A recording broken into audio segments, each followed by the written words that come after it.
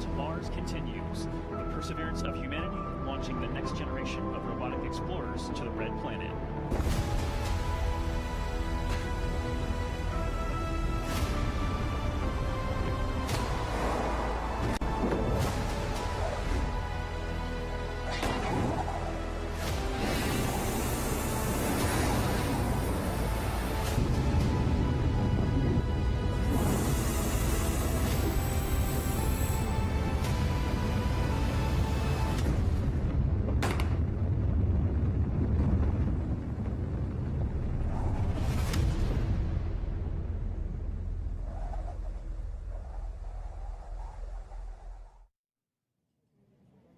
Welcome to NASA's Jet Propulsion Laboratory in Southern California.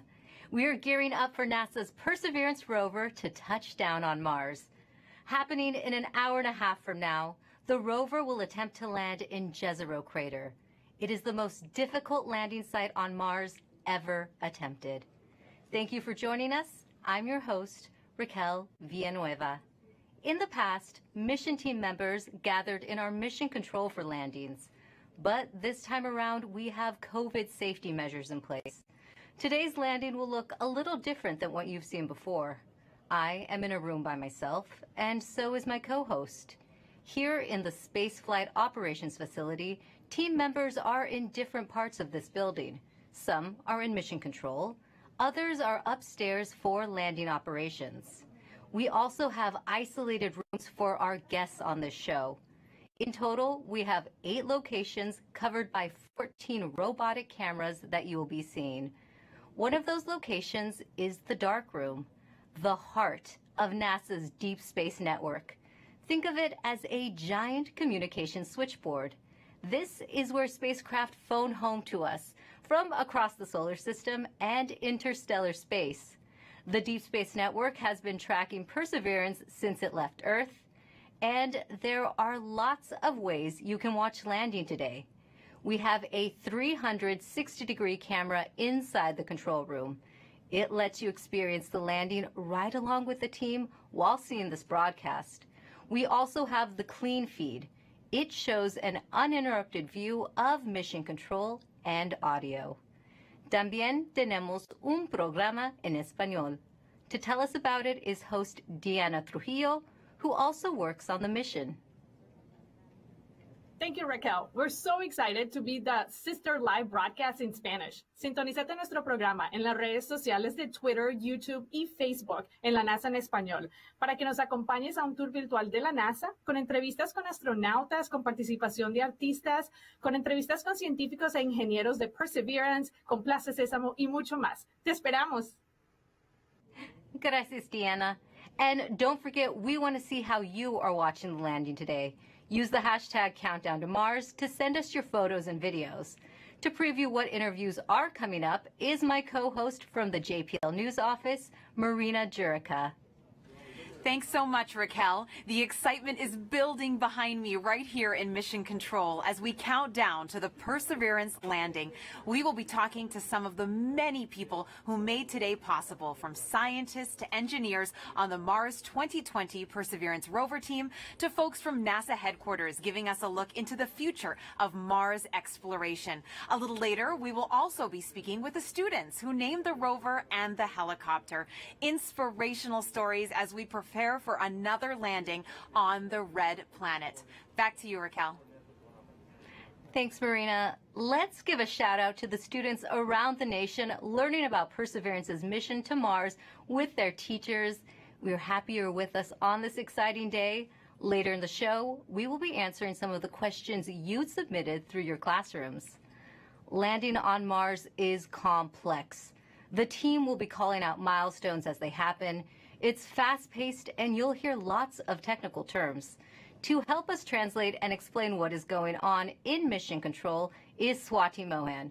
She is part of Perseverance's landing team. Thanks for guiding us through landing today, Swati. Hi, Raquel. I'm happy to be here today. So, Swati, what is the status of the Perseverance rover right now? So Perseverance is still in space right now, about 9,000 miles from Mars. So far, she is healthy and on course. And it takes time to send signals between Earth and Mars. Can you let us know how that affects the information you are seeing? So Mars is about 127 million miles from Earth right now. That means it takes about 11 minutes from light to travel from Mars to Earth. So all the information that we receive from Perseverance actually happened 11 minutes ago. So the round trip is 22 minutes for us to send a command to Perseverance and hear back on the ground that she's received that command. This is what we call two-way light time. That's good to know. And can you tell us who else is in the room with you right now? The operations team is split into two different areas.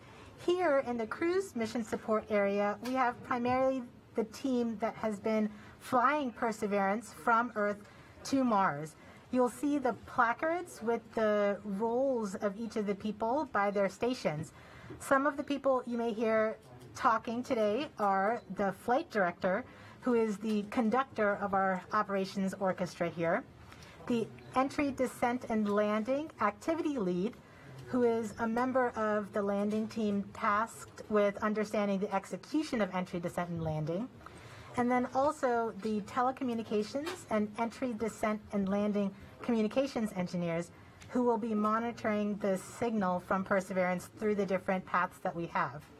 Upstairs, in what we call the war room, we have almost the entire entry, descent, and landing operations team. And then across the hall from them, we have the surface mission control room, where the surface operations team is ready and waiting to take over as soon as Perseverance's wheels touch the ground. And you have been part of this mission for years now. Can you tell us what have you been working on? I've been working on Perseverance for almost 8 years now as a guidance, navigation, and control engineer, working primarily on entry, descent, and landing. One of my big tasks was to help with terrain relative navigation.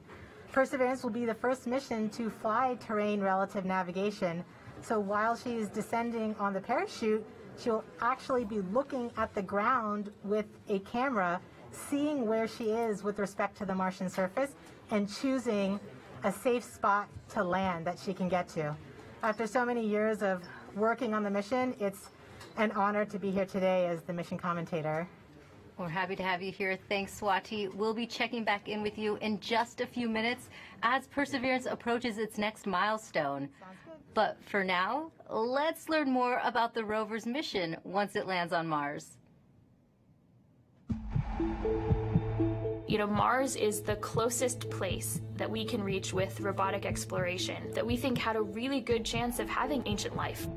The Perseverance rover will land at a location called Jezero Crater. Jezero Crater is a very interesting place. It's a crater that once held a lake. There are a lot of craters on the surface of Mars that could have once hosted ancient lakes, but not every crater that we think had a lake actually preserves evidence that that lake was there. It had an inflow channel and it had an outflow channel. That means it was filled. The crater was filled with water. In Jezero, we have probably one of the most beautifully preserved delta deposits on Mars in that crater. This is a wonderful place to live for microorganisms, and it is also a wonderful place for those microorganisms to be preserved so that we can find them now so many billions of years later. There is no other place on Mars that has the unique combination of a lake setting, a beautifully preserved delta, and the diverse mineralogy that we have in Jezero Crater. So it's truly a special landing site. The major goal of the Perseverance mission is to investigate astrobiology on Mars, and in particular, to address the question of whether life ever existed on Mars. The Perseverance rover starts with a design that's very similar to Curiosity. We've added to it a whole new set of science instruments, and these science instruments were purposefully selected to help us in the search for biosignatures. We're going to be taking microphones with us. For the first time, we're going to have that human sense on another planet. Perseverance carries with her a grand experiment in spacefaring technology, a helicopter, the name of which is now Ingenuity. One of the major upgrades that Perseverance has from Curiosity is that it's able to self-drive for a distance of up to 200 meters per day. As the rover is driving, it's literally building the map of the road it's driving on Mars. Scientists for years have told us that to really unlock the secrets of Mars, we have to bring samples from Mars back to Earth.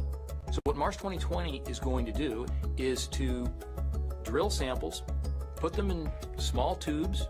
We're going to seal it in its own individual tube. We set them on the surface to provide a target for the second two missions, which hopefully will get in development in the next several years and could potentially get the samples back to Earth by 2031. Perseverance is a very, very profound first step in both our understanding of our place in the universe and a stepping stone towards human exploration on Mars.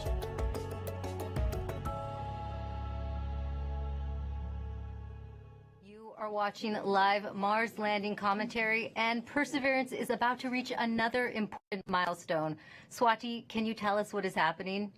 We are at a milestone where the operations team determines whether they're ready to turn off the transmitter to Perseverance.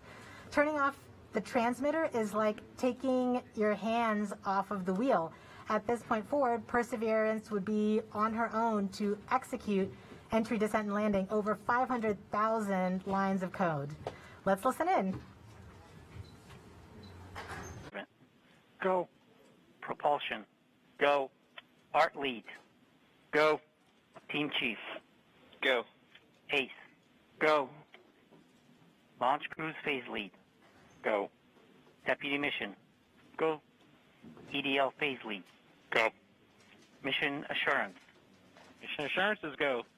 Chief engineer. Chief is go. Project manager. Projects go. Mission manager, all stations are go for transmitter off. Copy flight, go for transmitter off. There you have it, Raquel. We have deemed Perseverance ready to execute entry, descent, and landing on her own. Thank you, Swati. As we just heard, Perseverance is now operating on its own as it cruises closer to Mars. To help explain what this mission means for the agency is NASA's Associate Administrator, Thomas Zurbuchen. Thomas, this is our fifth rover sent to Mars since 1997. Can you tell us how Perseverance is going to kickstart a new era? Wow, this is such an important day today, and it really is the beginning of a new era in a sense that we're going from exploration, kind of with experiments on rovers, looking around, doing analysis, to the sample return phase, in which we're not only looking around, looking at the geology, but really turning our rover into a robotic geologist and astrobiologist, collecting samples that we will bring back to Earth. And for us, of course, those are where the best laboratories are of all of humanity. Some of them still remain to be explored by some that are not yet in the science community yet. And that's what we're looking forward to. It's that new phase. The other element that I want to talk about is the amazing technologies that are there. And of course, one of my favorites is the Ingenuity helicopter, this in search of this extraterrestrial Wright brothers moment, you know, controlled flight for the first time elsewhere, Raquel. Great. And we have a student question on video for you from Macy. Hi, my name is Macy Ragsdale. My question is anything alive on Mars? Thank you. Well, Macy, I'm so glad for your question. That's a question I ask myself. Is anything alive there? And frankly, at the surface where we're going right now with Perseverance, we do not believe there's anything alive right there because of the radiation that's there. It's chilling cold and there's really no water there. But guess what? We think that 3 billion years ago, this looked like a stream that you may see on Earth. And frankly, a lot more similar than Earth, with water with a magnetic field, just like the Earth with an atmosphere. And the question is, at that time, 3 billion years ago, were there single-cell organisms, just of the type that developed on Earth? So is there life on Mars overall? We don't know, but where we're going right now, we're really looking for ancient life, and that's what we're so excited about. Thank you for your time today, Thomas. And thanks to everyone who has been using the hashtag Countdown to Mars. Here are some of the photos that you've sent in so far. Let's take a look. Now, please keep sharing with us how you are watching this moment today. For now, let's go back to Swati for an important update to what's going on in mission control as we get closer to another milestone. Hi, Raquel. This next milestone is a communications pole. So during landing, not only will Perseverance talk directly to Earth, but we'll also be talking to two spacecraft that are currently orbiting Mars, the Mars Reconnaissance Orbiter and the MAVEN spacecraft. This poll is to confirm with the Mars Reconnaissance Orbiter spacecraft and the MAVEN spacecraft teams that they are ready and on track to support the relay from Perseverance. Let's listen in.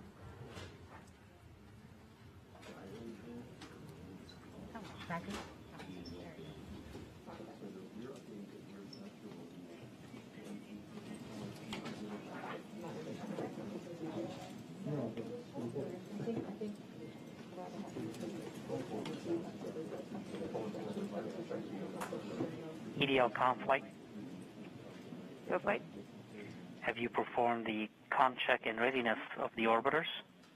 We have performed the voice check and the readiness poll and can confirm that MRO, MAVEN, EDA, Radio Science 1 and 2, UHF, DTE, CSN, and EDL GDS are all ready to support. Copy, EDL comm.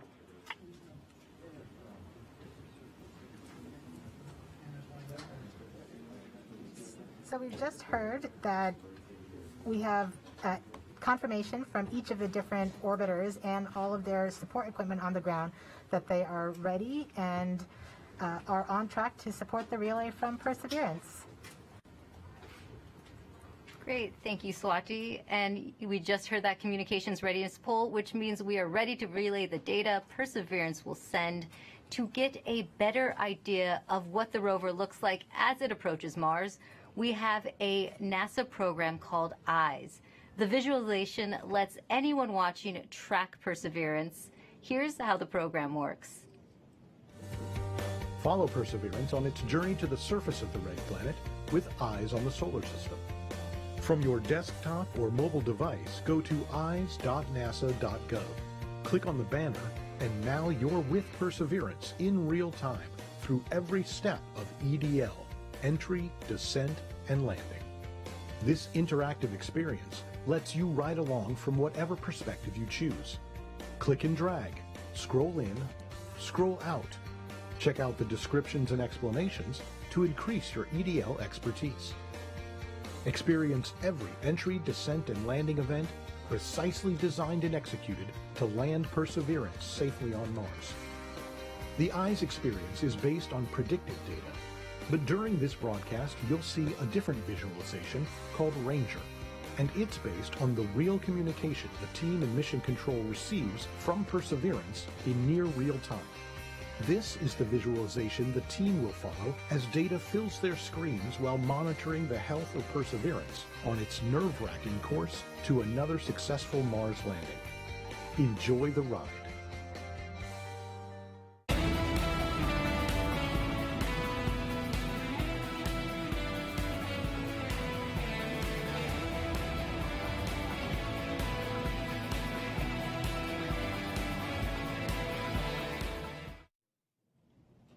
You are watching live Mars landing commentary. Stepping outside Mission Control to talk to us is Perseverance System Engineer Matt Smith.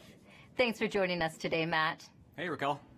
Well, coming from Mission Control, we are going to hear terms related to landing. Can you help us understand what some of them mean? Sure, definitely.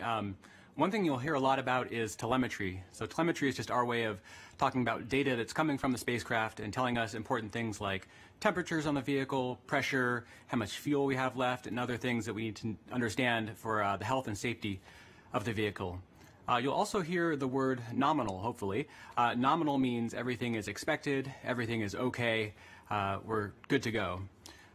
You'll hear also a lot about velocity and deceleration. So velocity is just our speed combined with the direction we're going, And deceleration is our slowing velocity. So we're coming in at over 12,000 miles per hour, and we're going to slow down to a nice, comfortable 2 miles per hour at landing, and that's our deceleration. Speaking of landing, you may hear a couple important terms at landing itself. One is RIMU stable. So the RIMU is a device on the rover that measures the rover's orientation and whether it's moving. So we want a nice stable landing spot without any motion. You'll also hear UHF stable, hopefully. UHF stable refers to good telecommunications link with the rover and indicates that we've had a good separation between the descent stage and the rover after the sky crane maneuver. Finally, you may also hear Tango Delta nominal or touchdown nominal. That means we've touched down on the surface of Mars within the expected range of safe landing speeds. Thanks for that breakdown. Now, this is your first Mars mission. What have you learned from this experience? Yeah, one of my takeaways is that you can almost never be too careful when it comes to Mars. You definitely can't take Mars for granted. You know, we've checked and double-checked and triple-checked everything on our way to Mars. And, you know, even though we've done this once before using the sky crane technique on the Curiosity rover, you know, I think everyone's going to have their, everyone's going to hold their breath until we're on the surface of Mars this time around. And we have a social media question coming in. Nor the Door on Instagram asks, how complicated is the automated landing sequence and who wrote the code? Yeah, it's quite complicated. The automated landing software needs to do literally hundreds of things all on its own, just right with sub-second timing accuracy. And it's the result of many hundreds of people over many years, stretching all the way back to Curiosity and then improved for the Perseverance landing today at Jezero Crater. Great. Thanks for your time today, Matt, and good luck. Thanks. Now, landing on Mars is hard. Landing on Mars during a pandemic is even harder. The team behind the Perseverance rover faced one of its biggest challenges when the coronavirus pandemic struck. Here's how they kept the mission going.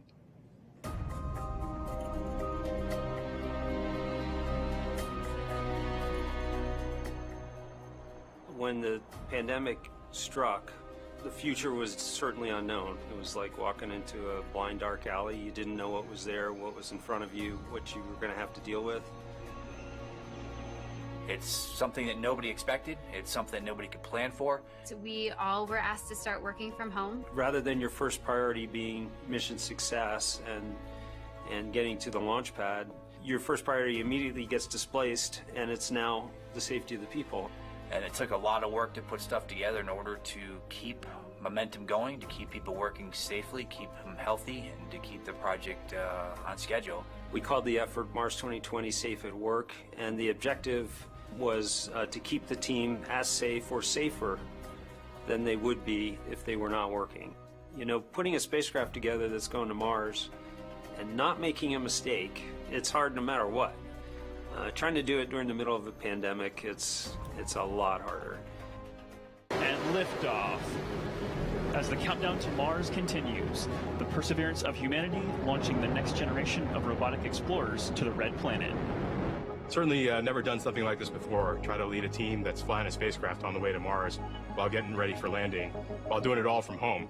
There's no doubt that working in isolation, not virtual isolation, but in physical isolation from everyone else, is a challenge.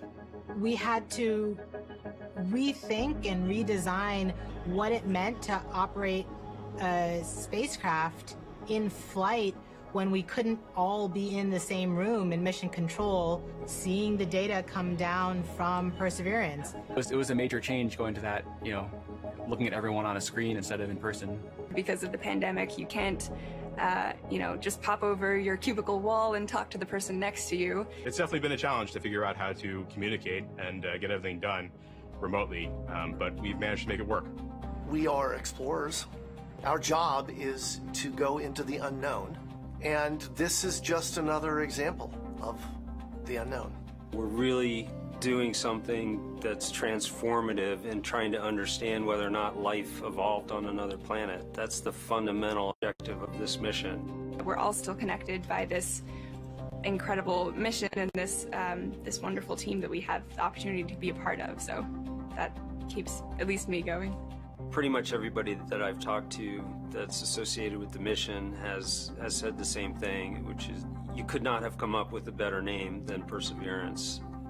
It's an amazing serendipity that we get to persevere through working on Perseverance.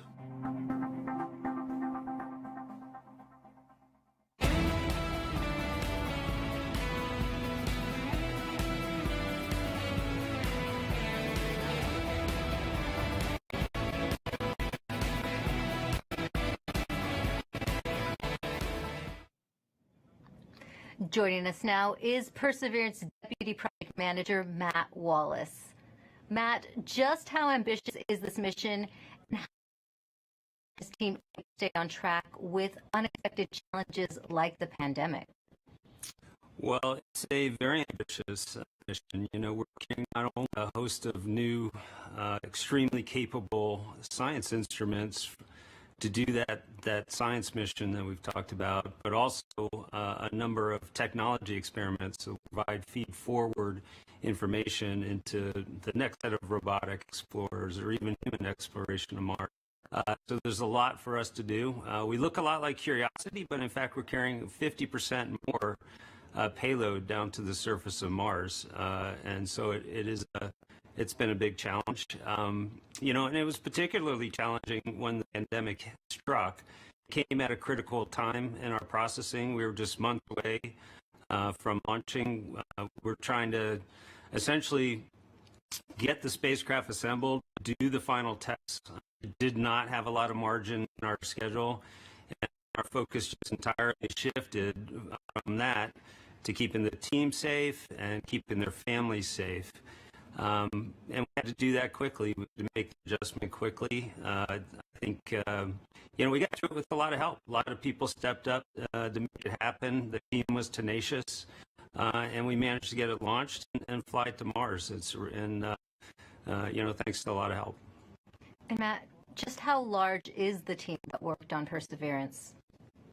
It's a big team. A couple thousand people here just at JPL, in fact, have worked on the mission. And then almost every other NASA center has contributed in some significant and critical way as well. We have over 1,000 industry partners that have provided hardware into this mission from 44 different states, 60 different cities, and of course we have international contributions from Europe and many other international providers as well. So it's a big team. It's taken a lot of people to get us to where we're at. That is a big team.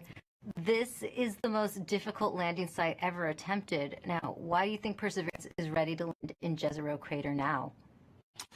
Jezero is tough. I mean, it's scientifically fascinating because it's got a lot of things like craters and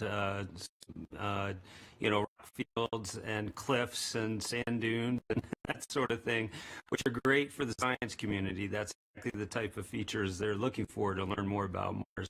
But they're all landing hazards for us, and so we've had to add new technology to remote navigation, which is the ability essentially to divert away from hazards.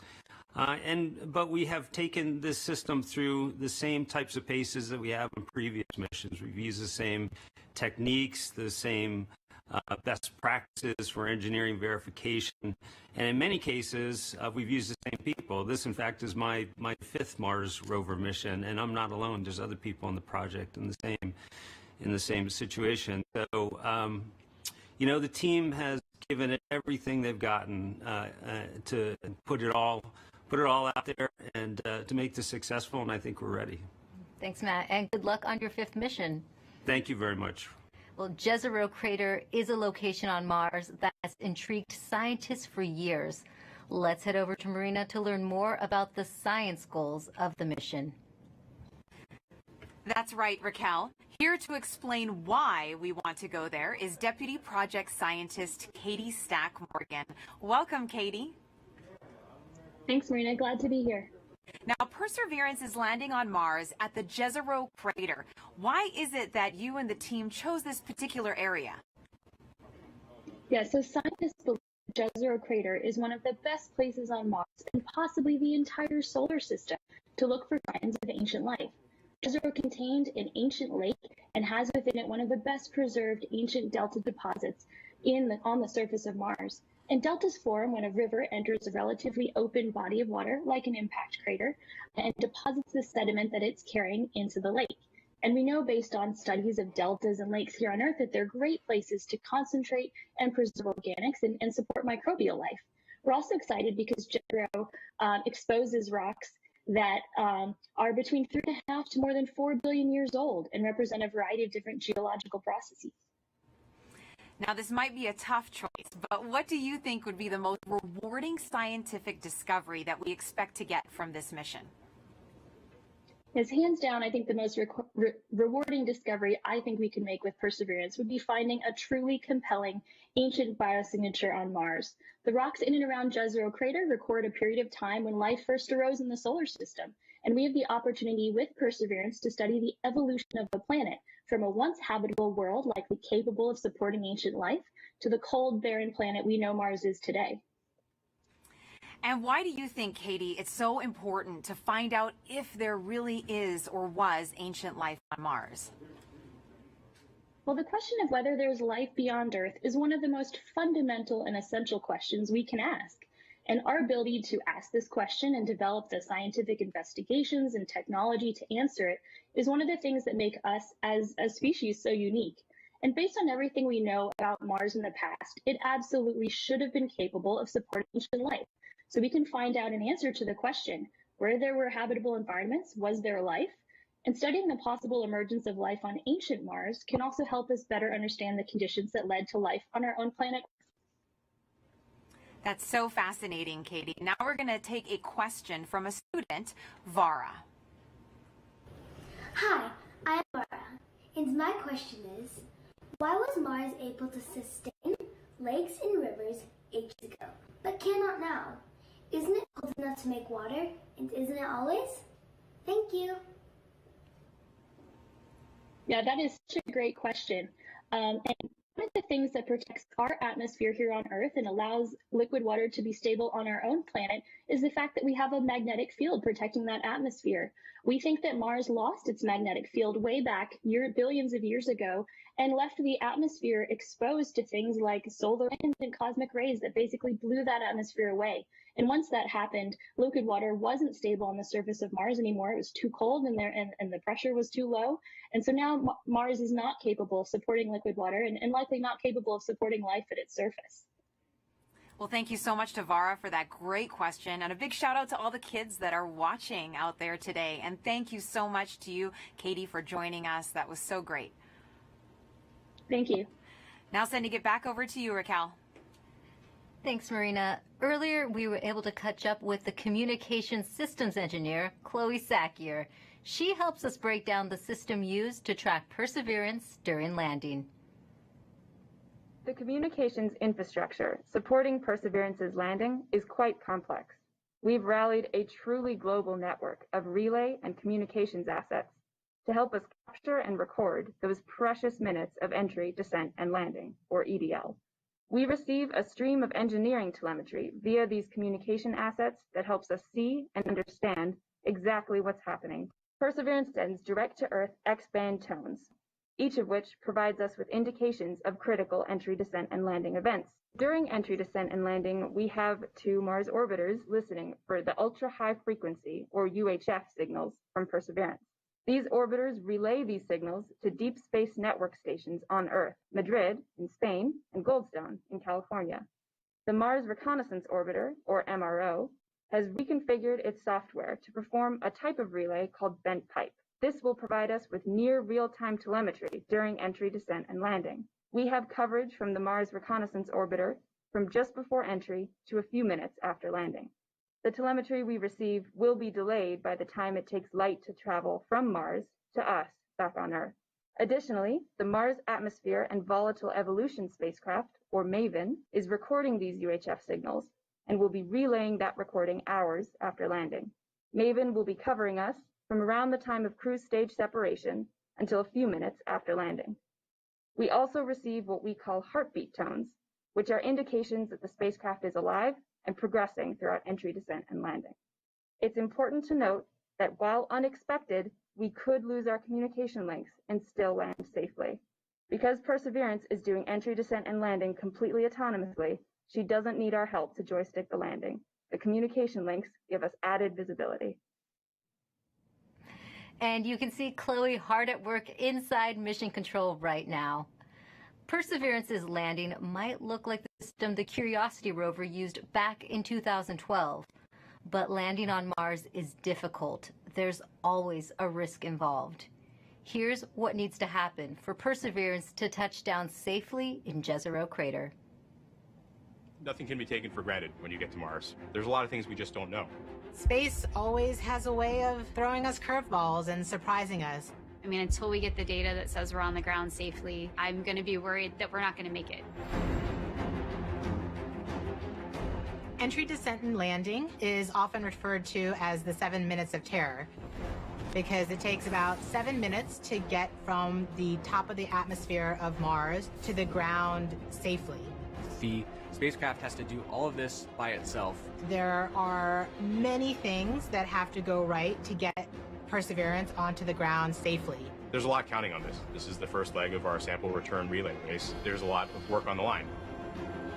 Starting about 10 minutes before atmospheric entry, we get rid of really the spacecraft part of the rover that's been supporting us.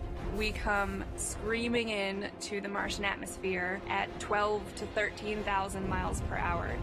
And the heat shield is what dissipates all that initial energy through friction. The vehicle will continue actually flying itself through the atmosphere. It's sort of like a transforming vehicle that went from a spacecraft, and now it's kind of like an aircraft actively guiding itself. When we're going slow enough, we deploy a parachute. It's the biggest supersonic parachute we've ever sent to another planet. It's critical for slowing down the vehicle. Perseverance's entry, descent, and landing borrows heavily from that of Curiosity. But fundamentally, Perseverance is a different rover. She's bigger, she has different instruments. We've added a lot of smarts on the inside to make it more capable so that it can deal with the landing site that we've given. The science team identified Jezero Crater as basically an ancient lake bed and one of the most promising places to look for evidence of ancient microbial life and to collect samples for future return to Earth. The problem is it's a much more hazardous place to land. When you look at Jezero, all you see is danger. How do we go to a site that we never thought was safe enough to go to before? So the heat shield, which has protected us all the way through entry, is no longer necessary. We need to get that off so that we can actually see the ground. And we can see the ground in a couple different ways. Perseverance will be the first mission to use terrain relative navigation. So while it's descending on the parachute, it will actually be taking images of the surface of Mars and determining where to go based on what it sees. This is finally like landing with your eyes open. Having this new technology really allows Perseverance to land in much more challenging terrain than Curiosity or any previous Mars mission could. Amongst the rocks and the craters and the cliffs, these things are hazardous to the rover, but these are the things that are interesting to the scientists. Once Perseverance has figured out where she is, we jettison the back shell and parachute and light up our rockets. Those rockets help us steer to a safe landing spot that's nearby. That descent stage takes us all the way down to about 20 meters off the ground. That's when we start the sky cannon. Once the rover has hit the ground, the descent stage will cut loose from the rover and fly away to a safe distance. But surviving that 7 minutes is really just the beginning for Perseverance. Its job, right, being the first leg of sample return, to go look for those signs of past life on Mars. All that can't start until we get Perseverance safely to the ground. And then that's when the real mission begins.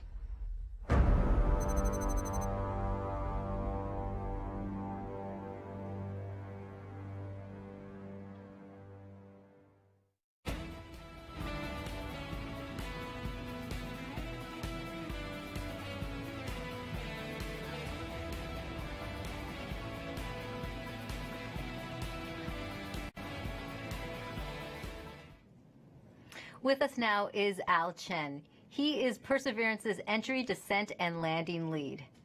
Al, you were part of the Curiosity rover landing. Does it get any easier the second time around? It absolutely does not, especially when considering we're trying to land the biggest, heaviest, and most complex rover we've ever built at the most dangerous landing site we've ever attempted. Jezero may look great and promising from a science perspective, but it's absolutely treacherous for landing. There's a cliff wall that's about 200 feet tall that runs right through the middle of the landing site. There are craters full of sand that even if we landed in them, we would not be able to drive out of. And there are rocks to the east and actually all over the place, rock fields. That would be a bad day for us if we were to land on them. Now, Al, what new technology makes this type of dangerous landing possible? Perseverance is carrying two new technologies that are really kind of under the hood smarts that are allowing us to land at this treacherous landing site. The first is range trigger. That's the ability, we've given Perseverance the ability to decide for herself, based on where she is, when to deploy the parachute. Previously, we used to deploy parachutes, that supersonic parachute, based just on navigated velocity. But now Perseverance has the smarts to figure out where she is and deploy that parachute at just the right place to make sure that we shrink where we could come down. That actually reduces the area, that error ellipse, where we can come down on the ground, from something that was on the order of 15 miles long by 12 miles wide for Curiosity to about 5 miles long by 4 miles wide for Perseverance. So that's quite a bit of reduction. Second, the next piece of technology that's helping us land there is terrain relative navigation. In the past, after we've popped off the heat shield, we've taken pictures of the ground as it's been coming up, but we haven't really done anything with them. This time, Perseverance is carrying a camera to take pictures, but also a kind of second brain to help it figure out what those pictures are telling it and match it up with an onboard map from a satellite. That allows it to figure out exactly where she is. Suddenly then, she can then fly to safe spots that are nearby once she really knows where she is. It allows the site to not have to be as flat and boring as a pancake as some of our past sites have been, the entire area we could come down. Now we just need little pieces of that site to be small enough and safe enough for us to land in safely and fly there after we've gotten rid of the parachute. And we also have a social media question coming in. Sakir14 on Instagram is asking, how does the sky crane decide where to move itself after the payload lands? After the payload lands, after the rover touches down, the sky crane, the descent stage, which is that rocket-powered jetpack above it, the first job, of course, is to make sure you don't hurt the rover. So it'll turn forward or backward so that the engine plumes don't pass over the rover. So it'll come up and start to turn. And it'll go in whichever direction is closest to north. So it can either go forward, if that's the way north is, or go toward the rear of the rover, if that's where north is. And it'll fly about a third of a mile or so away. Thanks for talking to us today, Al. Thank you very much. Now, let's head back to Mission Control for an update from Swati. Hi, Raquel. So remember that command that we sent at around 11:35 to turn the transmitter off? We are just about to get confirmation that Perseverance has received the command. The command took 11 minutes to go to Perseverance, and then the reply took 11 minutes to get back from Perseverance to the ground. So we should hear any second now that we have officially turned off the transmitter. And after that, we will be about 4 minutes from the start of entry, descent, and landing mode. At this point, we will transition from the cruise approach mode to entry, descent, and landing.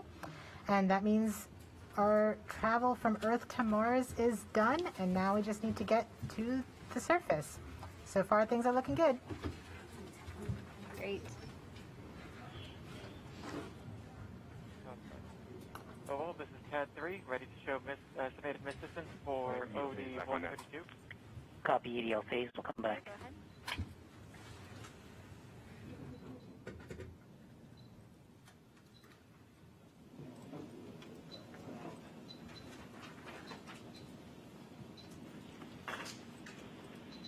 Flight Ace. Go Ace. Our tracking stations have all confirmed the results of the transmitter drive off and in lock one way. Copy Ace. GDS flight. Flight GDS. At this time, I'd like to disable the alarms before EDL main. So please disable all the alarm files and start a new downlink session. Copy that, EGP. Copy that, proceeding now. Confirmation that we are now officially one way and the transmitter is off.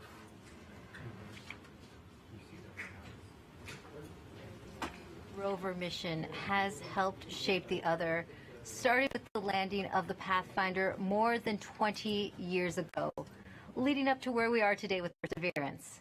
Perseverance Deputy Project Manager Jennifer Trosper has worked on every Mars rover mission, and she joins us now.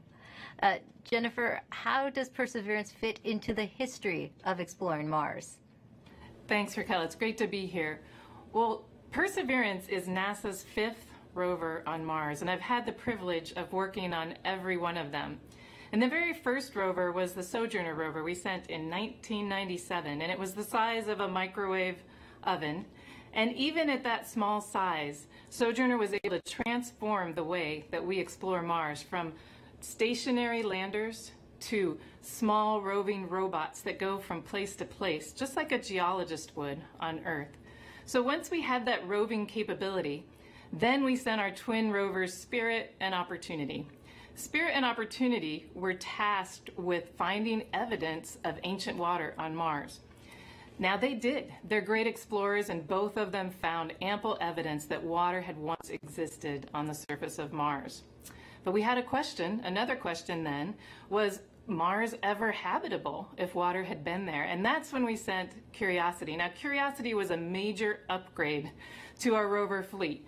She's the size of a small car. She landed with the Sky Crane system instead of airbags. And she also carries along her own sample analytics lab, and she's still operating today. And during her exploration, she has found evidence of a habitable environment in an ancient lake bed on Mars. So now we're sending Perseverance. Perseverance is tasked with answering the question and looking for evidence of ancient microbial life on Mars. And in order to do this, she has to be the smartest and most capable rover we've ever sent. Speaking of Perseverance, can you tell us more about how Perseverance is smarter than its predecessors? Yes, we've made a lot of upgrades to help her along with the surface mission. One of them is for her autonomous traverse capability. When I say autonomous traverse, I mean we tell her where we want her to end up, and she has to figure out the safe and best way to get there. In order to do that, she uses her cameras, algorithms, a computer. So we've given her another computer, we've upgraded the cameras, and we've upgraded the algorithms. Now she drives 3 times as fast as Curiosity could drive in this autonomous traverse mode. In fact, her average daily distance for driving, about 200 meters, is close to the maximum distance any rover has ever driven in a day on Mars. So she's fast. Another thing that we've done, which is the most significant upgrade that we've made, is the sample caching system itself. Curiosity has a robotic arm, like Perseverance has a robotic arm, but on the end of Perseverance's robotic arm is a coring drill that will go and take rock cores, transfer them into sample tubes and into the rover, where another robotic arm will take those tubes, will seal them and store them, and eventually drop them on the surface of Mars for future return to Earth. Great. And we also have a social media question about Perseverance. Erica AS on Instagram wants to know what the wheels of the rover are made out of. Great question. Well, you may think we make them out of some material you've never heard of. It turns out they're made of aluminum. Now, Perseverance's wheels are a little thicker than Curiosity's, but they're actually both made out of aluminum.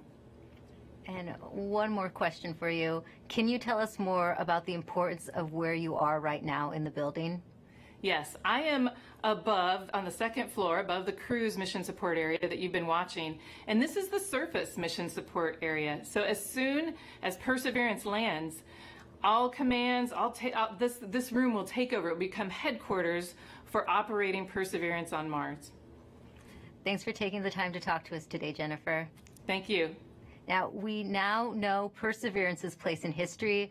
Let's take an up-close look at the rover with Mars 2020 System Testbed Engineer Elio Morillo. Thank you, Raquel. I'm standing in front of the Mars 2020 Perseverance scaled model. As you can tell, this vehicle is about the size of a Mini Cooper. These wheels are obviously black here and they look like rubber, but they're actually fully made of metal. These wheels are designed to allow us to climb over obstacles and of course climb over hills and minimize the amount of slipping once we're traversing on the surface of Mars.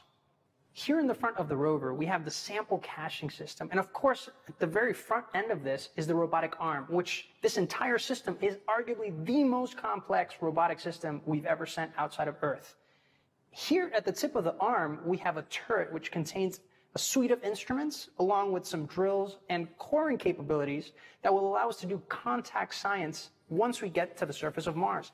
Not only that, this robotic system is equipped to collect samples about the size of a piece of chalk that then eventually will be stored inside of the vehicle and dropped off in a later location so that an eventual mission can go and return these samples to Earth, something we've never done in the past. Here in the front, we have the remote sensing mast. Something of note is that this mechanism is going to be stowed upon the touchdown on the surface of Mars. And one of the first critical activities we do is deploy this mechanism. This mechanism includes several cameras that are going to give us some of the most breathtaking images we've ever taken on Mars. Along with that, we have some lasers as well as a spectrometer. They're going to allow us to do some remote science.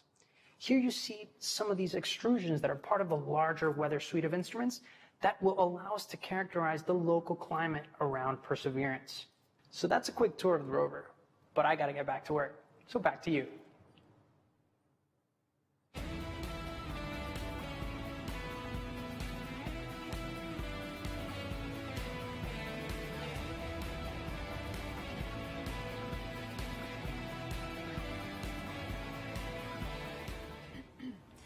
Perseverance is collecting samples of Martian rock for future return to Earth. We've heard that scientists have been wanting to bring Martian samples back for many generations. And here to talk a little bit about that is NASA's Planetary Science Division Director, Lori Glaze, who joins us now to talk about the role Perseverance will play in NASA's future goals.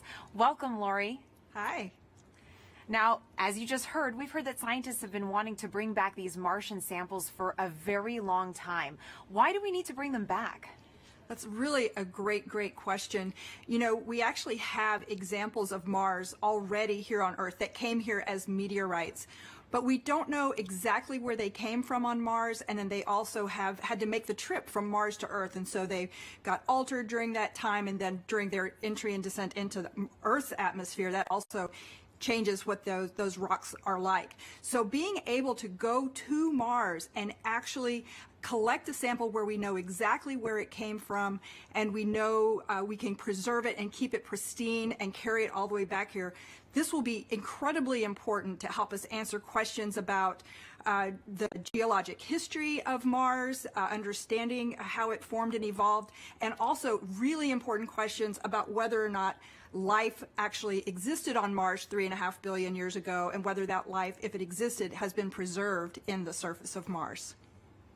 Now, Lori, these sample tubes that Perseverance is going to be collecting, they're the cleanest things ever created on Earth. Tell me a little bit about that. Oh my goodness. We worked so hard. The team here at JPL is absolutely incredible to assure that those sample tubes are incredibly clean. One of the main goals of this mission is to be able to detect if there's actual life that's preserved, ancient life preserved in those rocks, in those samples. And we definitely don't want to be carrying, our own DNA off to Mars and then bring it back here to confuse our scientists when they're trying to study those samples. So it is an incredibly clean set of equipment that's been sent there. As you said, the cleanest thing we've ever sent into space. Now, this is a very complicated campaign. Can you break down for us how it's going to work, and if there's any international partners working with us? You are correct. The Mars sample return campaign is incredibly complex. In fact, it's probably the most challenging thing we've ever tried to do. But we're definitely not going to try and do it alone.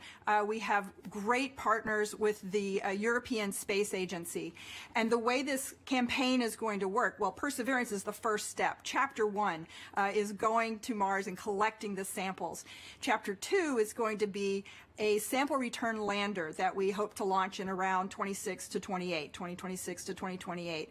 And that lander, it'll be an American lander carrying a fetch rover that's provided by European Space Agency. And that little fetch rover will drive out and pick up the samples that Perseverance left on the surface of Mars. And the Fetch Rover will bring them back and load them into a rocket that we call the Mars Ascent Vehicle, which will be the first ever launch from another planet. And it will launch those samples into orbit around Mars. In the meantime, the European Space Agency will have an orbiter that's in orbit around Mars that can rendezvous and capture those samples and then bring them back to Earth for us to study back here in our amazing laboratories. A lot of firsts, it sounds like, Lori. And another first, how is Perseverance and the Mars Sample Return mission going to help the future exploration, human exploration of Mars? I'm so glad you asked that. I think we're going to get a lot of great information from Mars Sample Return with, again, being able to land the heaviest payload we've ever landed on Mars will be that Sample Return lander. That's critical to us learning how to land humans on Mars. And then we are definitely going to want to be able to launch the humans back off of Mars. So that Mars Ascent Vehicle is going to be critical, that first step of the first launch from another planet. So exciting, Lori. And speaking about the Mars generation, we're now going to take a student question for you from Livia. Hi, my name is Livia, and my question is, what made you want to study Mars, and why are you working so hard and willing to wait so long for a sample? Thank you. Oh, Olivia, that is such a great question. And I enjoy Mars just because it can tell us so much about how our solar system formed and evolved. All of the planets can tell us different parts of that story, and Mars is a really key piece of that. And one of the main reasons we're willing to wait so long to get the sample back is that we've got great new scientists that are all about your age, and in about 10 or 15 or 20 years, you'll be the generation that's going to actually get to work with these samples. When they come back, you'll be the scientists and engineers that will be the next generation to change how we think about Mars and how we think about life in the solar system. That was a great question, Lori. Reach for the stars, future little scientists and engineers. Thank you so much for joining us here today, Lori. It's my pleasure. Thanks. Back to you, Raquel, for another mission update. Thanks, Marina. The cruise team for Perseverance controls the rover on its way to Mars. And moments ago, they handed it over to the landing team. And it looks like team leaders in mission control are about to talk to both teams. So let's listen in. The CBM change, as I mentioned previously, is to the EDL reserve to a non-coherent row. Activity. Copy flight. EDL phase, go ahead. Like the pep talk, I guess, to the team. All right. I'm terrible at pep talks. I think my reputation precedes me there. And look, I know this hasn't been easy, right? I'm not even sure we've even been all in the same room at the same time. I mean, I'm staring at folks across the internet as well. Even now, right? Yeah. Voice check. Okay. I do want to just extend my heartfelt appreciation from the EDL team to the launch cruise team. You've done everything we've asked for, right? I mean, you've battled anomalies, you've dealt with Cephis, you've done everything.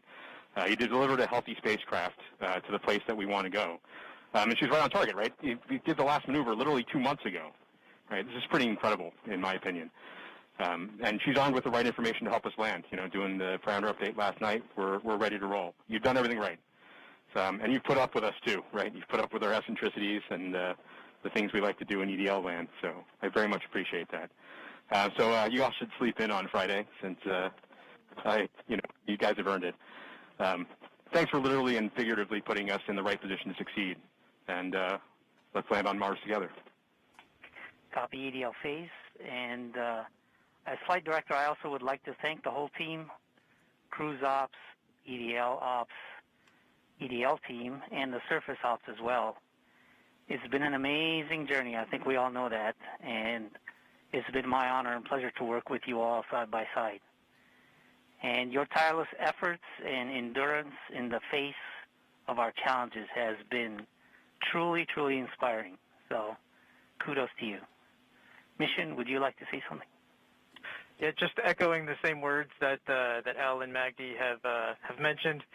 You guys have overcome great obstacles in the last 6.5 months, and it started with an earthquake in this room on launch day at L-20 minutes. So I can't be more proud than all of the achievements that you guys have pulled off in the last 6.5 months. Whatever happens in the next hour and a half, you can be proud of the achievements that you've accomplished so far. I look forward to seeing you on the other side, and I only wish that the rest of our team could be sharing this moment with us. This is a very unusual event. This room is only half as full as it would be if we weren't in this pandemic. So missing everybody on the team who's not with us here today. And go EDL. Welcome to the EDL family.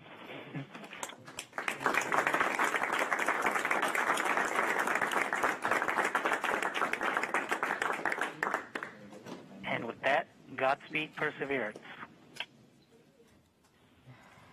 All right, activity.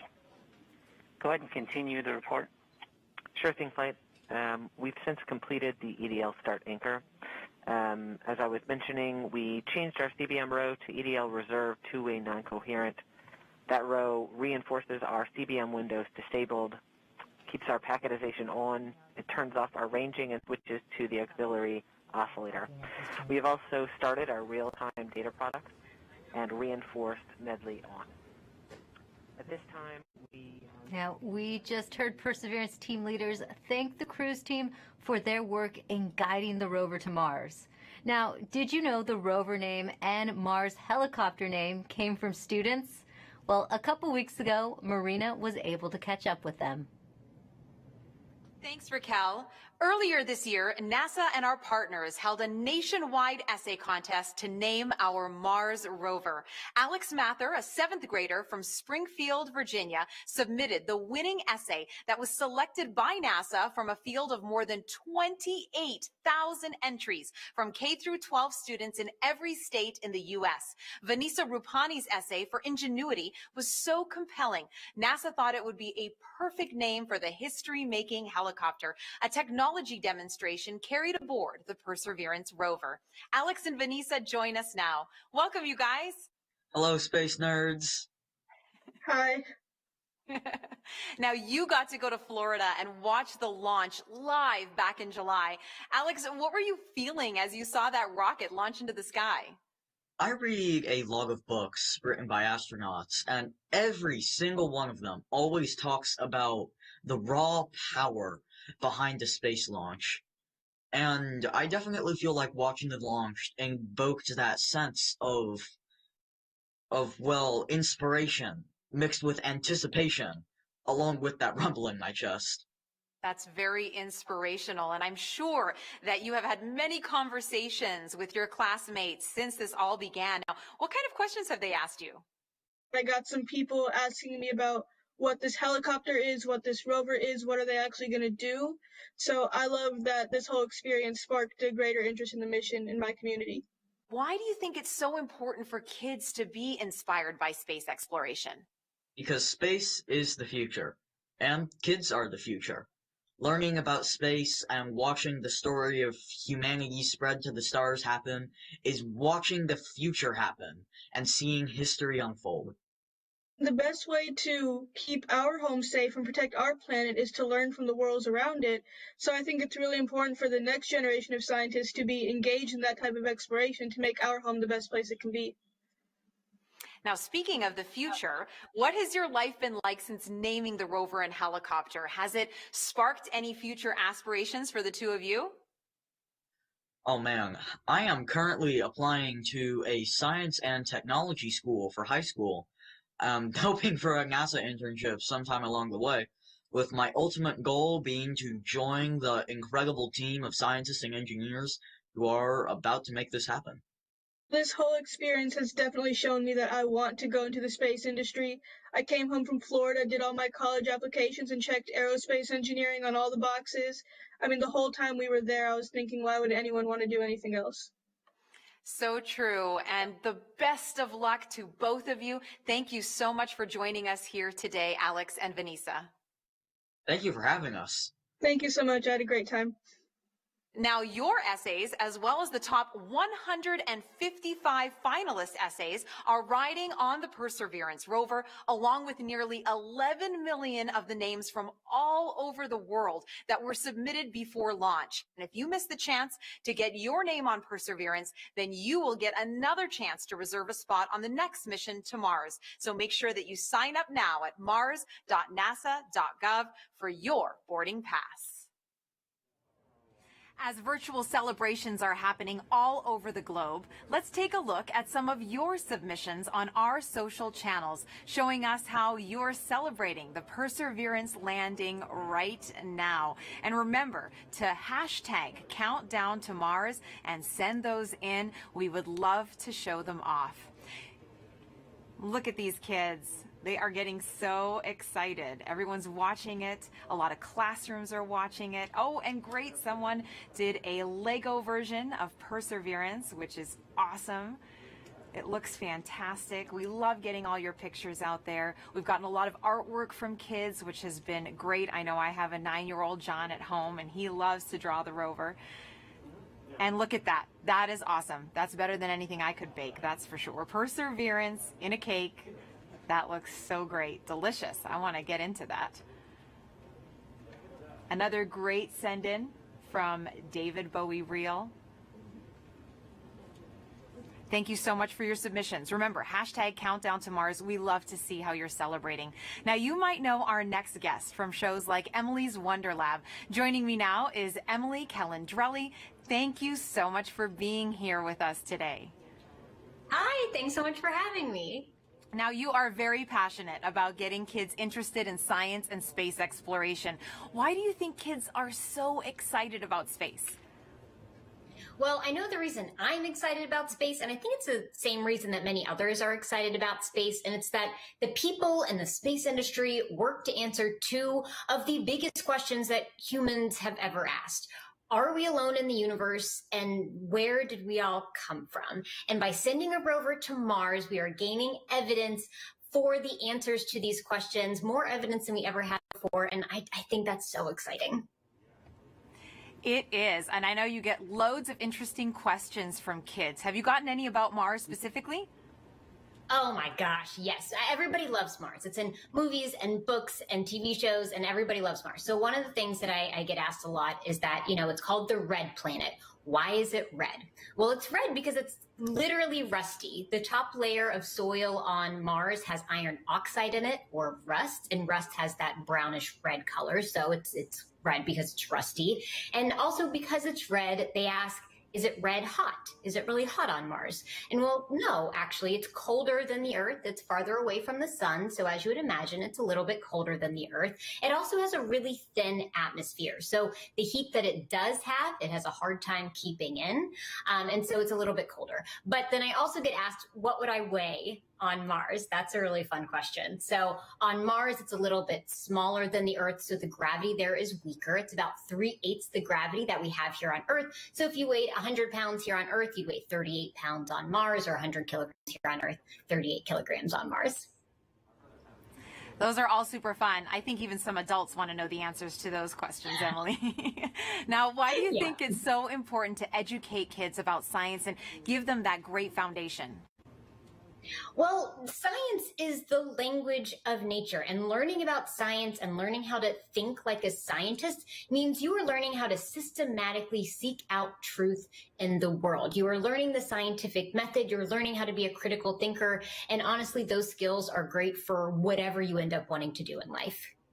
True. If you want to be a scientist or an opera singer, that holds true. And what are you most excited about today? I mean, humans are launching a robot to Mars. That doesn't happen every day. I think in all of the hecticness that is going on today and all of the nerves, I just hope everyone can take a moment to sit back and remember that we live in a time when humans have the ability to send a robot to another planet. And that's so cool to me.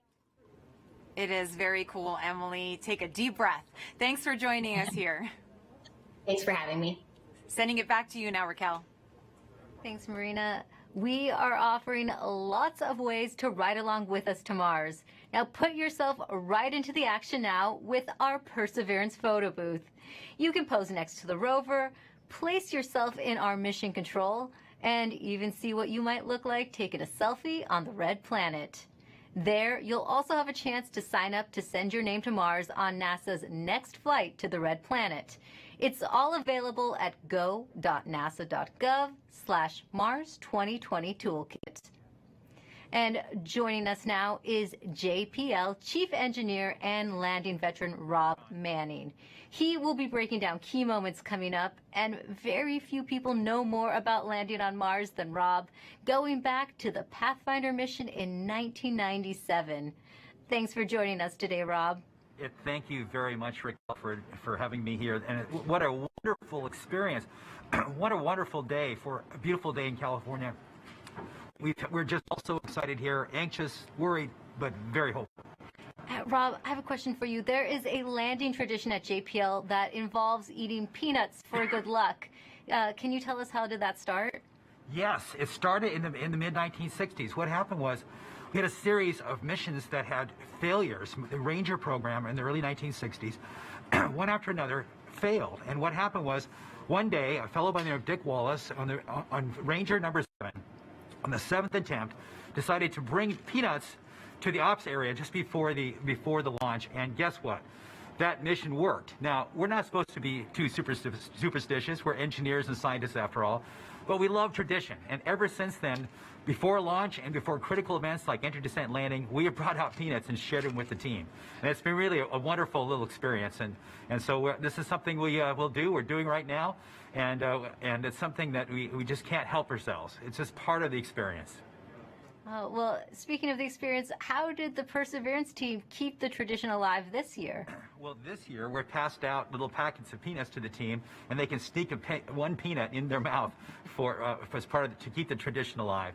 But you know, this is part of the COVID experience, but we can't leave this one undone. So this is what we're doing, and this is going to help us land safely. All right, thanks, Rob. I have some questions for you a little later on, but we're heading back to Swati Mohan, who is part of the landing team. She'll be calling out key milestone and events as they happen from Mission Control. So let's listen in right now. So right now we're still about 20 minutes from entry, and the EL phase is giving a last-minute confirmation of what will be happening in the upcoming changes to the vehicle, just to remind the team. This will allow us to steer our trajectory as we make our way through the atmosphere. This is one of the things that allowed MSL, the Curiosity rover, to land where it did. And we're depending on the same type of entry guidance this time around to help get us very close to our target. As we make our way through entry, finish our guided entry profile, we'll do a maneuver called heading alignment, where we point toward the target and get ready to deploy the parachute. But before we deploy the parachute, we need to get rid of a set of balance masses that have been giving us a center of gravity, or CG offset, throughout the guided entry phase. So these are called the entry balance masses. We also call this maneuver SUFR, S-U-F-R, or straighten up and fly right. So we'll go ahead and eject those masses when we get a trigger from the GNC system telling us that we're at the appropriate range to the target to do so. As soon as we deploy those, we will no longer have a CG offset, and we'll be ready to deploy the parachute 17 seconds later.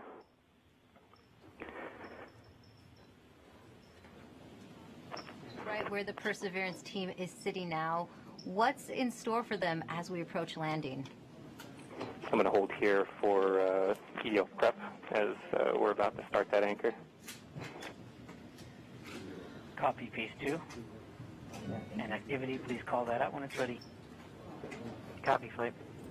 Make the announcement now. Maggie's make the announcement that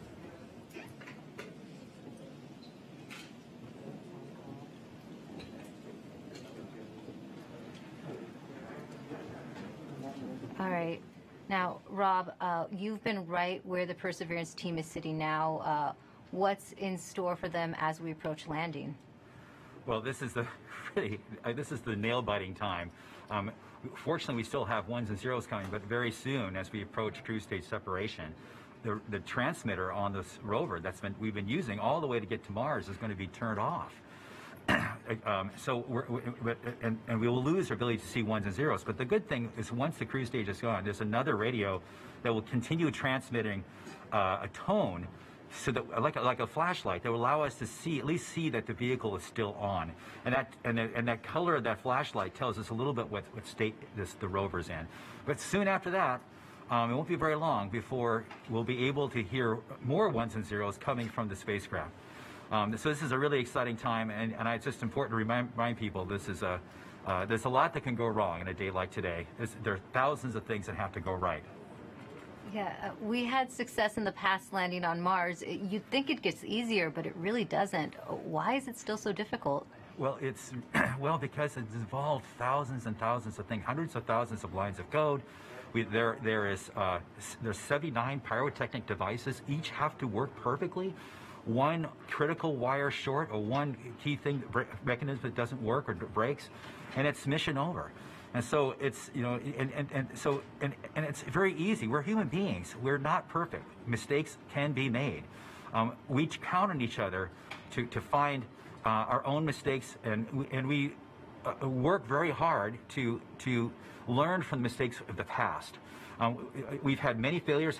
Remind people, roughly half, around half of the missions to Mars over history have failed, and so that could happen today too. Even though we've had a nice, wonderful string of successes in the United States, it's still still a bit of a gamble that we have hoped that we have erred in the side of luck. And we've stacked the deck and loaded the dice to make this thing succeed. But if we do fail, if something bad happens today, I can tell you we're going to learn it. We'll have the data that tell us what happened. We'll know why. We'll figure it out. And if we are allowed, we will pick ourselves up and get us back on the horse. And if Congress and NASA allow, we will try again. As we always do, we will learn from our mistakes. And what are the possible scenarios we could be looking at today? Well, there's things like one of the key stressful elements for all of us is parachute inflation. But just even separating from the cruise stage is a pretty major event. Lots of devices have to work properly. Certainly, the heat shield separation, getting the descent engine started. There's no less than 16 rocket motors that have to work. 8 to control during entry, another 8 to control it during landing. I said it's a lot of stuff, and it all has to work. And guess what? We haven't done this before with this vehicle ever. This is its first attempt to actually land. We can't try this on Earth. We can't do. We don't have test pilots to try it out on this planet before the big show. So this vehicle is doing it for the first time. We've done the best testing we can do in bits and pieces, but it's as best as we could do. But I think our team is up to it. This team is the best. It's a diverse, intelligent, amazing group of people. People from all over the world who worked on this, not just here in California, but all over NASA, contributors from aerospace, universities, countries around the world. It is just an incredible, remarkable engineering achievement, and I am just so proud of this team. Thanks, Rob. Now, let's listen back into Mission Control. Flight, we're about 14 minutes from entry interface. The vehicle is currently preparing the heat rejection system that has kept the thermal system cool inside the air shell for about the last 6 months. This will allow the spacecraft to more easily cut the line in upcoming cruise stage separation, which is under 4 minutes now.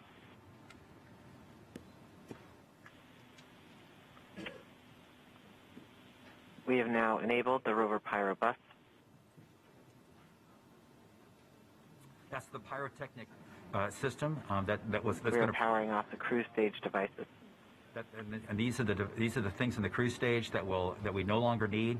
With the pyrotechnic system working, we can explode the devices. The vehicle is preparing for the upcoming cruise stage separation in about 3 minutes 15 seconds by powering off all the devices on the cruise stage in order that take me safe once the cruise stage is jettisoned.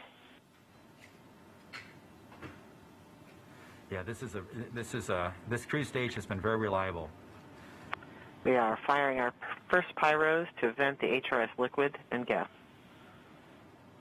This has been the coolant that's kept the vehicle from getting too hot on the way to Mars. We have to vent it into space. And this is one of the first major events that take place as part of entry, descent, landing. The HRS vent anchor is complete. Yes. We will see the next anchor in approximately 3 minutes. Okay. We are currently 12.5 minutes from entry interface. We are coming upon cruise stage separation in 2 minutes and 20 seconds. What's happening now, Rob? Okay, well, we're just waiting. The rover is completely in charge. It's doing all the things we've taught it how to do. It's all built into the software. We've tested it over and over and over again. This team has spent 24 hours a day, 7 days a week, testing this thing for years. And so this is really the culmination of all that work. So this vehicle is getting ready to push that cruise stage away. Once it gets pushed away, the entry system with the rover inside, with the rover still in charge, is going to get ready to take the vehicle, turn it to the right orientation, and aim it to Mars, and prepare for entering the atmosphere.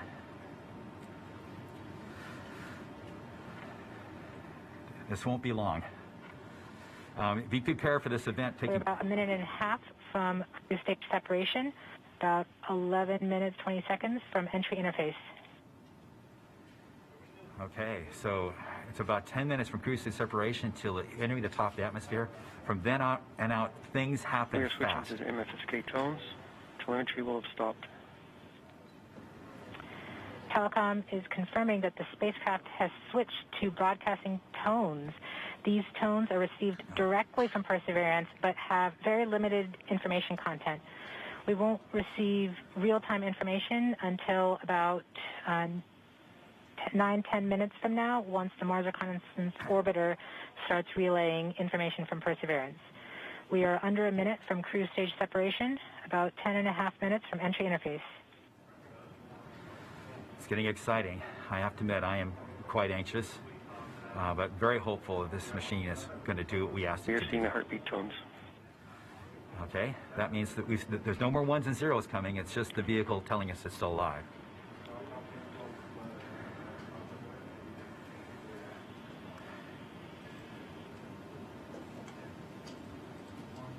We're continuing to receive tones from Perseverance, standing by for cruise stage separation.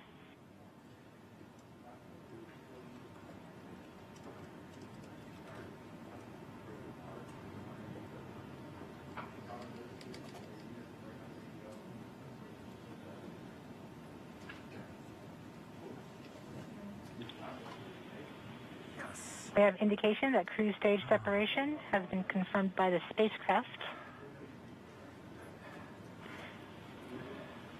We're off on a good start. In about 1 minute, Perseverance's landing software will wake up and begin the final preparations for entry. The first action it will do is to fire warm-up pulses with its entry thrusters. These pulses ensure that the spacecraft gets the thrust that it wants during entry interface. We're about 9 minutes from entry interface.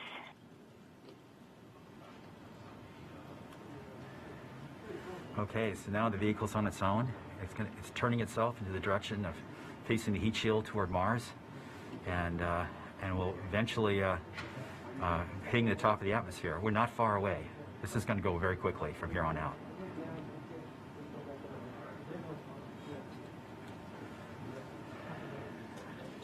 That's confirmation that we got shadowed by the cruise stage as it passed through our beam to the Earth.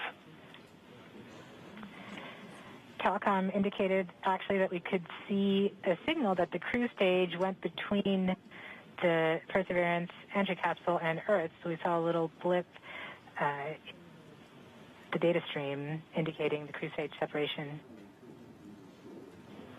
We have confirmation that the vehicle has started warming up those entry thrusters. Warm-up pulses have begun.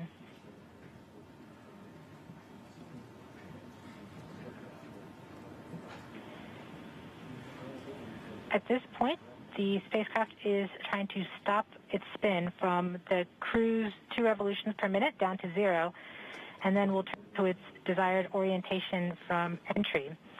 It will separate the 2 balance masses that have kept it balanced during all of cruise. This will allow the entry capsule to have lift when it enters the atmosphere. We have confirmation that the spacecraft has turned to the desired entry attitude. We are about 7.5 minutes from entry interface. Okay, the vehicle is pointed in the right direction. The thrusters are warmed up and doing their job. And now we've spun down from the 2 revolutions per minute that the vehicle had the whole way to Mars. It's a spin-stabilized spacecraft. And then from here on out, it's going to just be a bullet, and it's going to control its orientation and attitude via rockets on the back of that back shell. Points carrier lock. DTE from Radio Science from Green Bank reports carrier lock. You see the carrier on the downlink.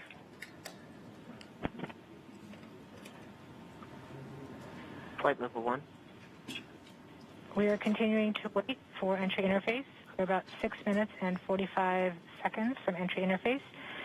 We have confirmation from Greenback that they are receiving direct-to-Earth telemetry via that path.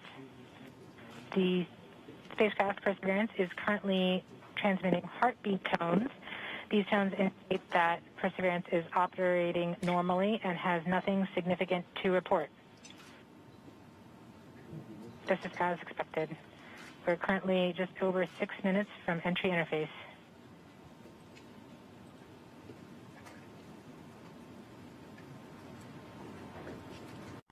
Okay, and now we wait.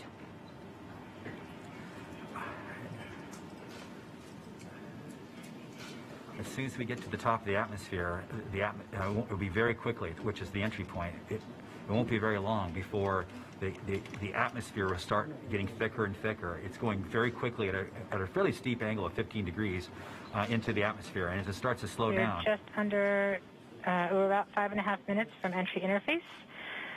We're still receiving heartbeat tones. We expect to continue receiving heartbeat tones until about 5 minutes after entry. At that time, Perseverance will be no longer in view of our antennas here on Earth.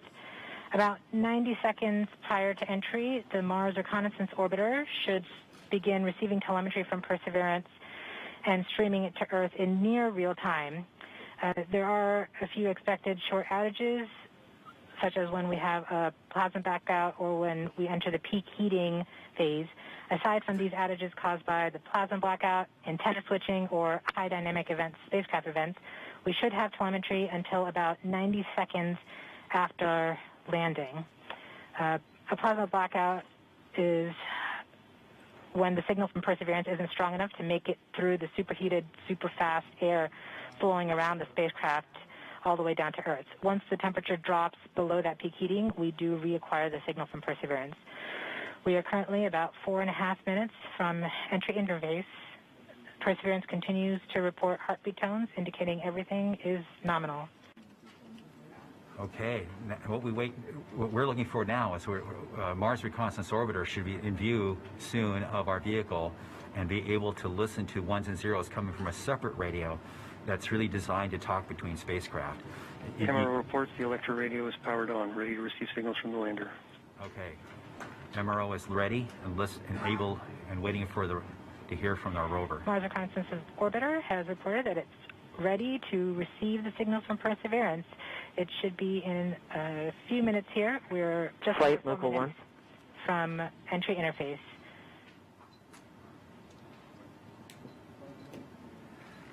We don't need these ones and zeros, as Swati said, but to land safely, but we really need it for our own health and well-being today to keep our nerves under control. But around this time, a second spacecraft, Maven, should begin picking up telemetry from Perseverance and will continue to record that telemetry until several minutes post-landing.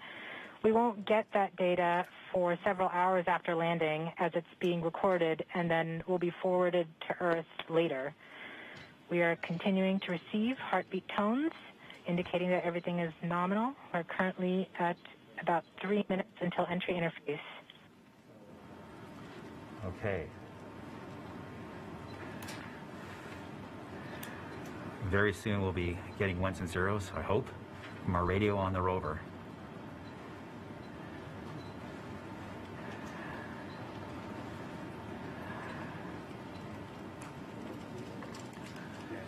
The entry interface is nothing more than just an arbitrary place in the sky that we've defined to be above the atmosphere.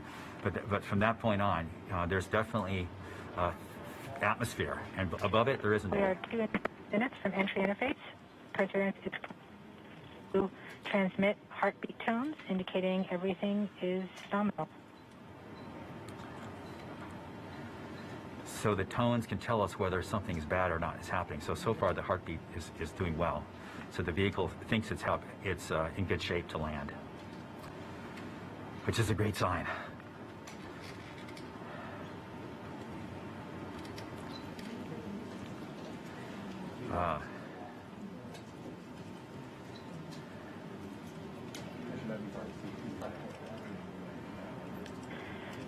We're just under 2 minutes from entry interface. As it gets closer to Mars, Perseverance is actually being pulled in by gravity and accelerating. By the time Perseverance reaches entry interface point, she should be going just under 5.4 kilometers per second.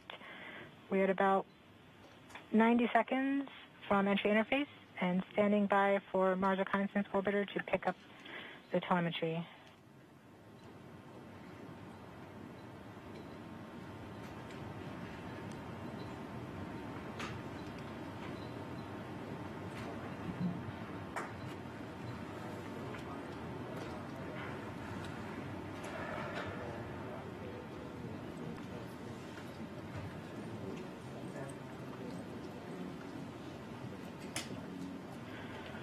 We are 1 minute from entry interface.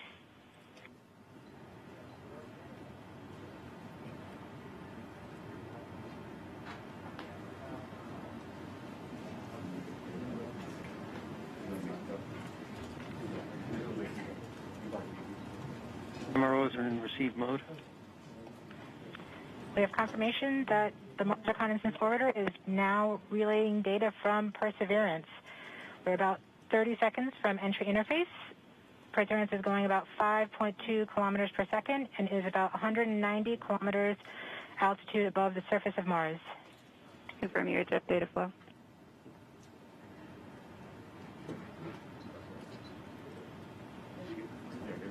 About seconds from entry interface.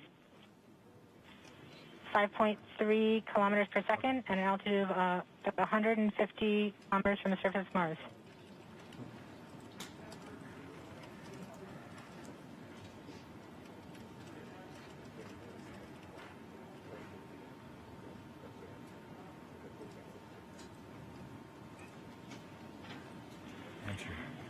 We have confirmation of entry interface.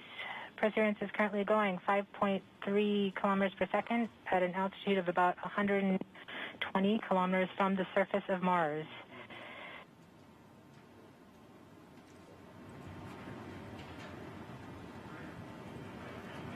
The spacecraft is now waiting until it begins feeling the atmosphere of Mars slow it down. Once there is enough atmosphere, it will start controlling its path to the landing target.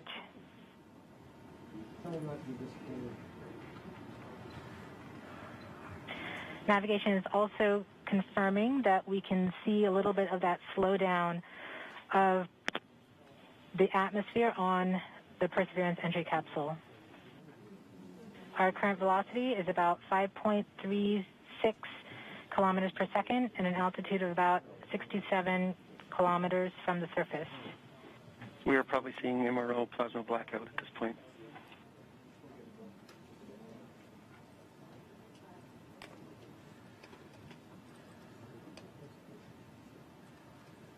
The vehicle should be doing its turns right now.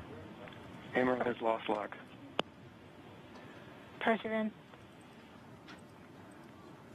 We have indications that Perseverance is now performing bank reversals in the atmosphere. These are the steps in order to control its distance to the landing target. Perseverance has just passed through the point of maximum deceleration and has indicated that it felt approximately 10 Earth Gs of deceleration. MRO has lock again.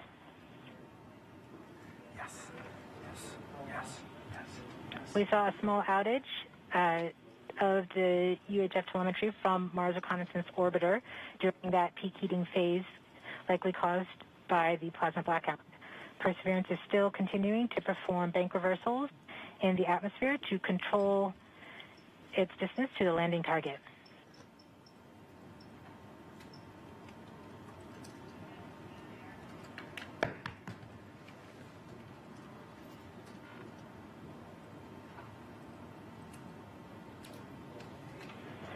Perseverance is going about 1 kilometers per second at an altitude of about 16 kilometers from the surface of Mars.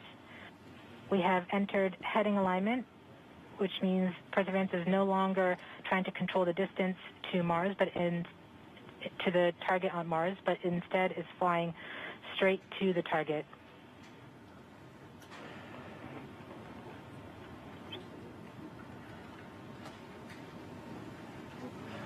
Parachute.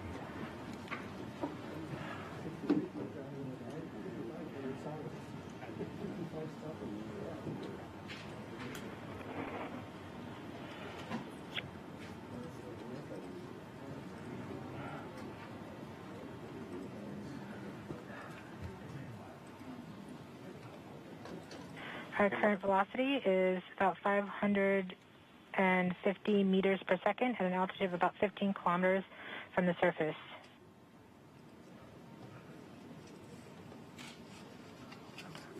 MRO is reporting good telemetry log. We are coming upon the straighten up. We are starting the straighten up and fly right maneuver, where the spacecraft will jettison the entry balance masses in preparation for parachute deploy and to roll over to give the radar a better look at the ground. Yes. The navigation has confirmed that the parachute has deployed, and we are seeing significant deceleration in the velocity. Our current velocity is 440 meters per second at an altitude of about 12 kilometers from the surface of Mars.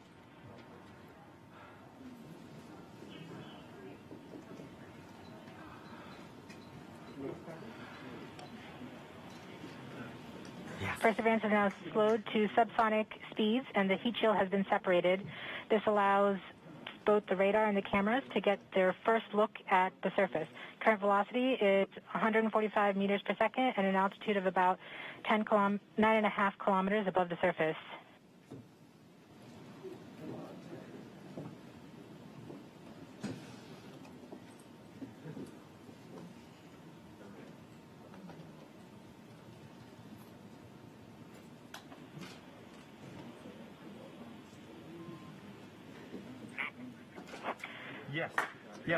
Yes. Perseverance now has radar lock on the ground. Current velocity is about 100 meters per second, 6.6 kilometers of the surface. Perseverance is continuing to descend on the parachute.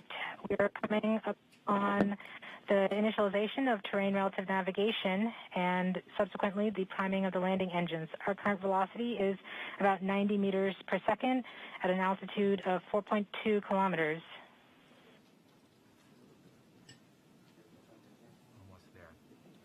We have confirmation that the lander vision system has produced a valid solution and part of terrain relative navigation.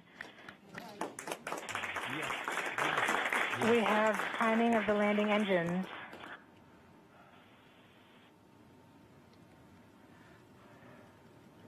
Current velocity is 83 meters per second at about 2.6 kilometers from the surface of Mars. We have confirmation that the back shell has separated. We are currently performing the divert maneuver. Current velocity is about 75 meters per second at an altitude of about a kilometer off the surface of Mars. TRN Safety Bravo. We have completed our terrain relative navigation. Current speed is about 30 meters per second, altitude of about 300 meters off the surface of Mars.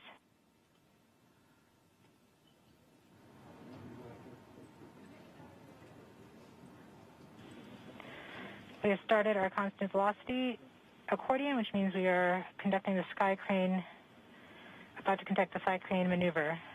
We've lost direct to Earth tones. As expected. As expected. Sky crane maneuver has started. About 20 meters off the surface.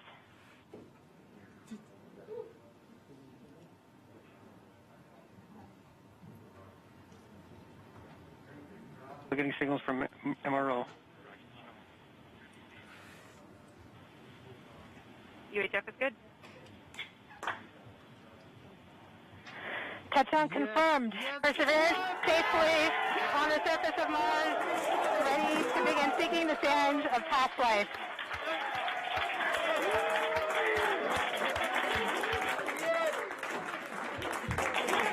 At this point, the descent stage has flown away to a safe distance. Perseverance is continuing to transmit direct through Mars Reconnaissance Orbiter to Earth.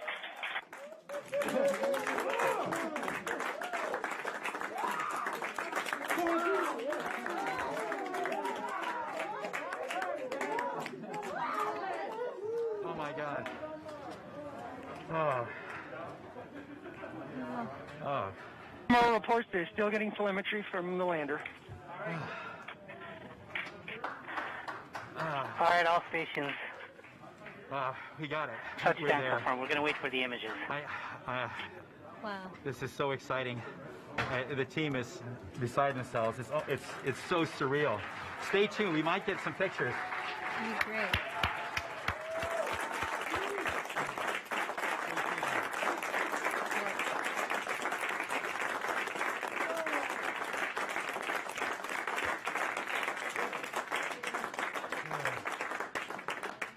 So much has been riding on this.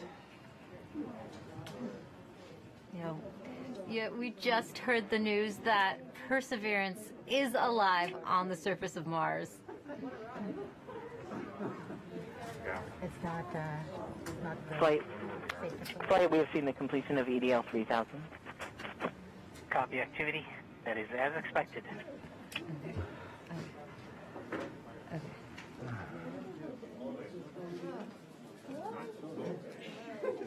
MRO is still seeing a strong signal from the lander.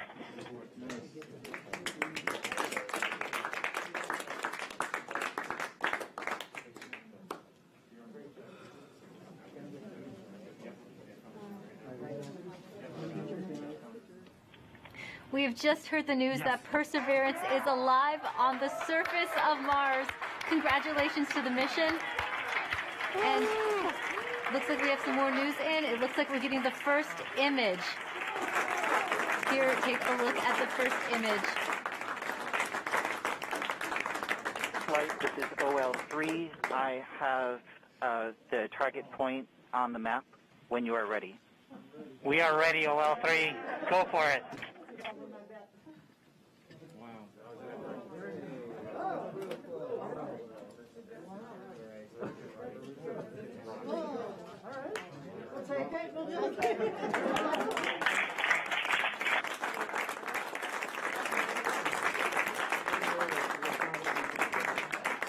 Flight, I'll be moving in, showing you the safe zone that we've landed in.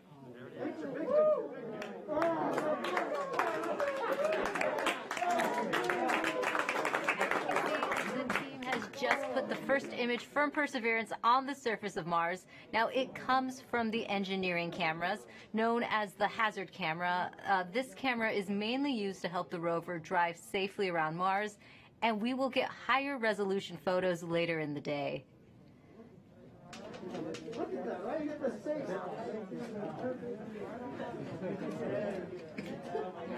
Let's see our entry. Nice. This is amazing. Here's Andrew.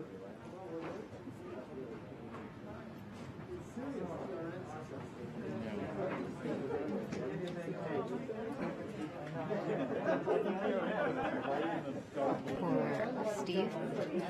Stand by for Steve.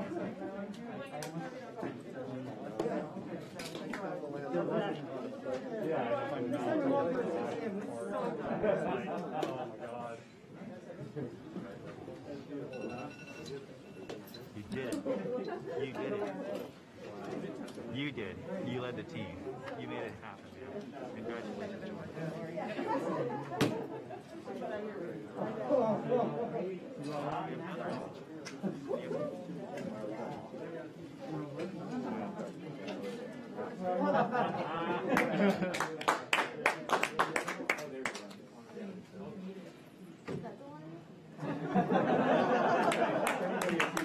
We just got our second image in. Our second image is in. Okay, these we have a camera in the front and rear of the spacecraft. They're near the ground, so these are pretty close. So you can see the wheels there, and they're a little dirty because we've got glass covers over these cameras. But we took these seconds after landing, so there's still dust in the air from our landing event. So this is happening. This happened just seconds ago. Just arrived, and this is really amazing.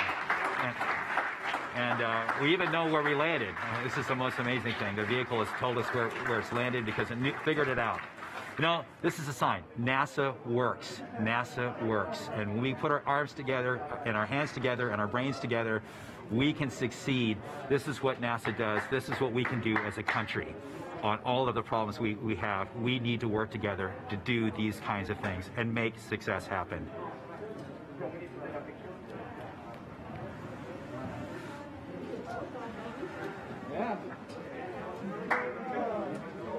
And joining us now is the acting administrator of NASA, Steve Jurczyk. Steve, welcome and congratulations. Hey, thank you. What an amazing day. And how does it feel to have another rover on Mars? It's amazing to have Perseverance join Curiosity on Mars, and just a credit to the team. I mean, just what an amazing team to work through all the adversity that goes and all the challenges that go with landing a rover on Mars, plus the challenges of COVID, and just an amazing accomplishment. And what does this mean for NASA and its future plans? So for robotic exploration, every time we execute a mission with new instruments, we discover new things and things we never thought we would discover. So that always informs our future robotic missions, both landers, rovers, and orbiters. This mission also has technology on it. One of the cool things is the Ingenuity helicopter.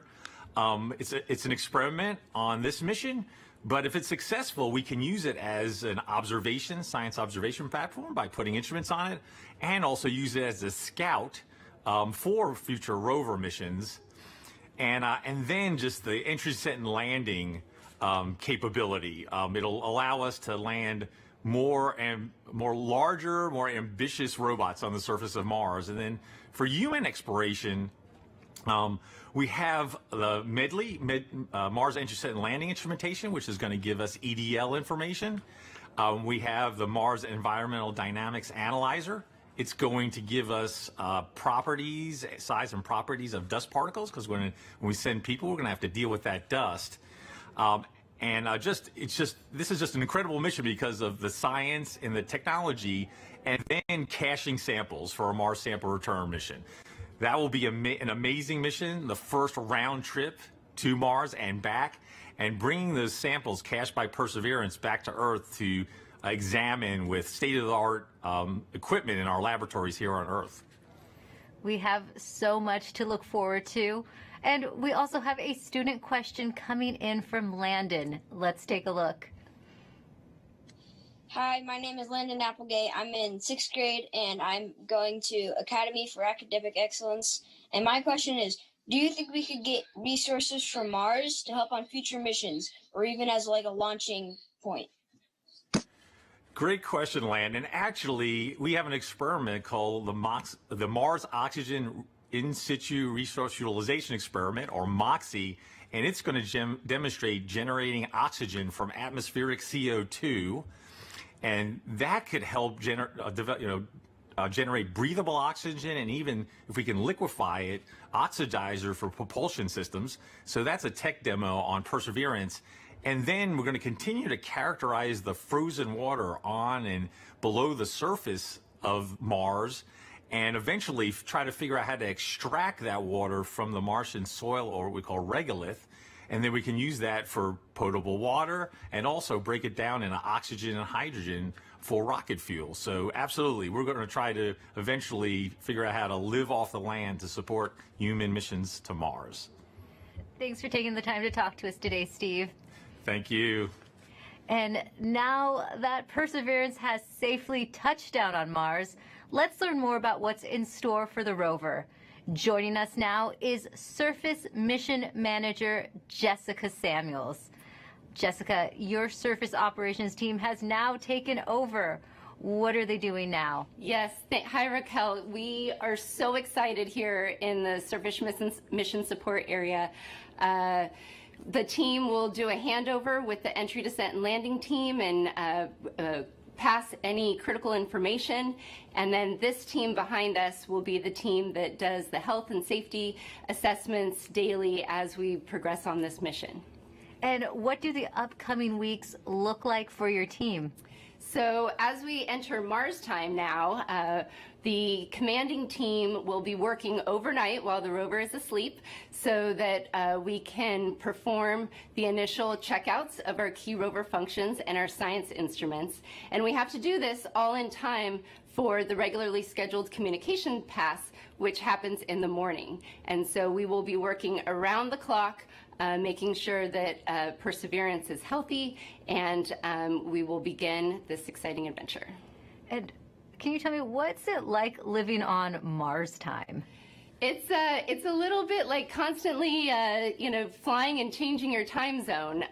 The rover, on Earth, the rover wakes up at the same time every day, but on Earth, that's 40 minutes later. So the team is going to be shifting our work schedule by 40 minutes as we come into work over the next few weeks. So it'll be exciting and some late nights, but we're also excited and we can't wait. It's a whole new lifestyle. Yes. We also have a student question for you. This is Sophia's video. Hi, my name is Sofia Lopez, and my question for NASA is, how's Perseverance gonna survive? And here's a drawing that I made from Perseverance thinking about Earth. Thank you. Well, Sophia, Perseverance survives with a power source that charges its batteries overnight while it sleeps, and it keeps heaters on so that all of our critical electronics can stay warm, as well as our mechanism. But it's really survived by the team that performs the health and safety assessments every day and communicates with the rover and makes sure that she's doing okay. Well, thanks for your time, Jessica, and good luck living on Mars time. Thank you. Should be fun. Let's head back to Marina as she gives us a sneak peek into the future at JPL. Thanks so much, Raquel. It's definitely bustling behind me. It's not quiet like it was just 20 minutes ago. And congrats to the whole team. What an amazing accomplishment. Mike Watkins is the director of NASA's Jet Propulsion Laboratory. He was the mission manager during the Curiosity rover landing on Mars. Welcome, Mike. Oh, thanks. Glad to be here. You can see all my mask markings on. Well, you were just celebrating, and rightly so. Now, you've been around for a number of Mars landings. What makes this one special? Well, two things. I mean, it's the biggest and best rover we've ever sent to Mars, and it can really, do amazing things in terms of, its own scientific exploration of this habitable environment, at Jezero. But, it's also, as you've heard today, it's the first step in Mars sample return. So really, it's not only doing its own mission, it's setting us up for a series of missions and to bring those samples back. And, a lot of the effort to develop the rover was specifically designed, for that sampling and caching system. It's one of the most complex robotic systems ever made. And, having it down safely means Mars sample return continues right on course, and we are moving forward. Wonderful. Now, JPL has a long history with robotic space exploration. Why do you think it's so important to continue to push those boundaries? You know, there's a lot of reasons. I mean, obviously, you know, for places that are far away, like Mars, and even farther away, you know, like Europa, right now, robotic exploration is the only way we can make these scientific discoveries and really understand these early habitable environments. In the case of Europa, maybe it's even still habitable. And, you know, we're not ready to go there with astronauts yet, but the robots are ready to go there. And so we always, you know, are forerunners and pathfinders of human exploration. And we start by sending, you know, our eyes and arms there in the form of a robot. And it is just fantastic to be able to do that and to learn from each rover, learn from the science and the engineering and make the next one better and make more and more discoveries. And every time we do one of these missions, we make fabulous discoveries. And you know, each one is more exciting than the last. The future does look exciting. Now, as director of JPL, what would you like to say to those teams right now celebrating? Oh, you know, obviously they have earned it. Let me tell you. I mean, they have worked, you know, for years and years on this mission, and then in the past year, of course, we had the COVID experience, and you know, I want to thank not only the team but also, you know, all of JPL. You know, a lot of folks had to pitch in here, you know, in terms of making sure our remote telework, you know, our IT systems were good enough to support folks working from home. You know, all of the folks looking at PPE and our safe distancing and reconfiguring facilities to make them safe for the employees. It's just an incredible amount of work by the entire lab, and of course, especially by this team.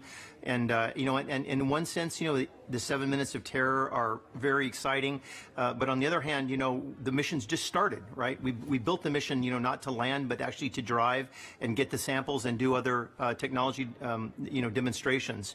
And so, you know, for much of the team, you know, this part of the mission's over, but for most of the team, the mission's really just starting. And so, you know, I think they're very excited. But you know, everybody, I think, can take a deep breath and a sigh of relief now that we are safely down on the surface. Yes, that collective sigh of relief, and I hear a lot of excitement and celebration behind me as well. So thanks so much for joining me, Mike. It's my pleasure, and thanks to everyone for joining us too. Congrats again to the Mars 2020 Perseverance team for a successful landing. Back to you, Raquel. Now, there will be a flight test coming up for the Ingenuity Mars helicopter, and if this technology experiment is successful, it would mark the first time we have taken a power-controlled flight on another planet. Sometimes you have to do something just to show that you can do it. When the Wright brothers flew for the first time, they flew an experimental aircraft. And in the same way, the Mars helicopter is designed to show that we can fly powered helicopter flight in the Martian atmosphere.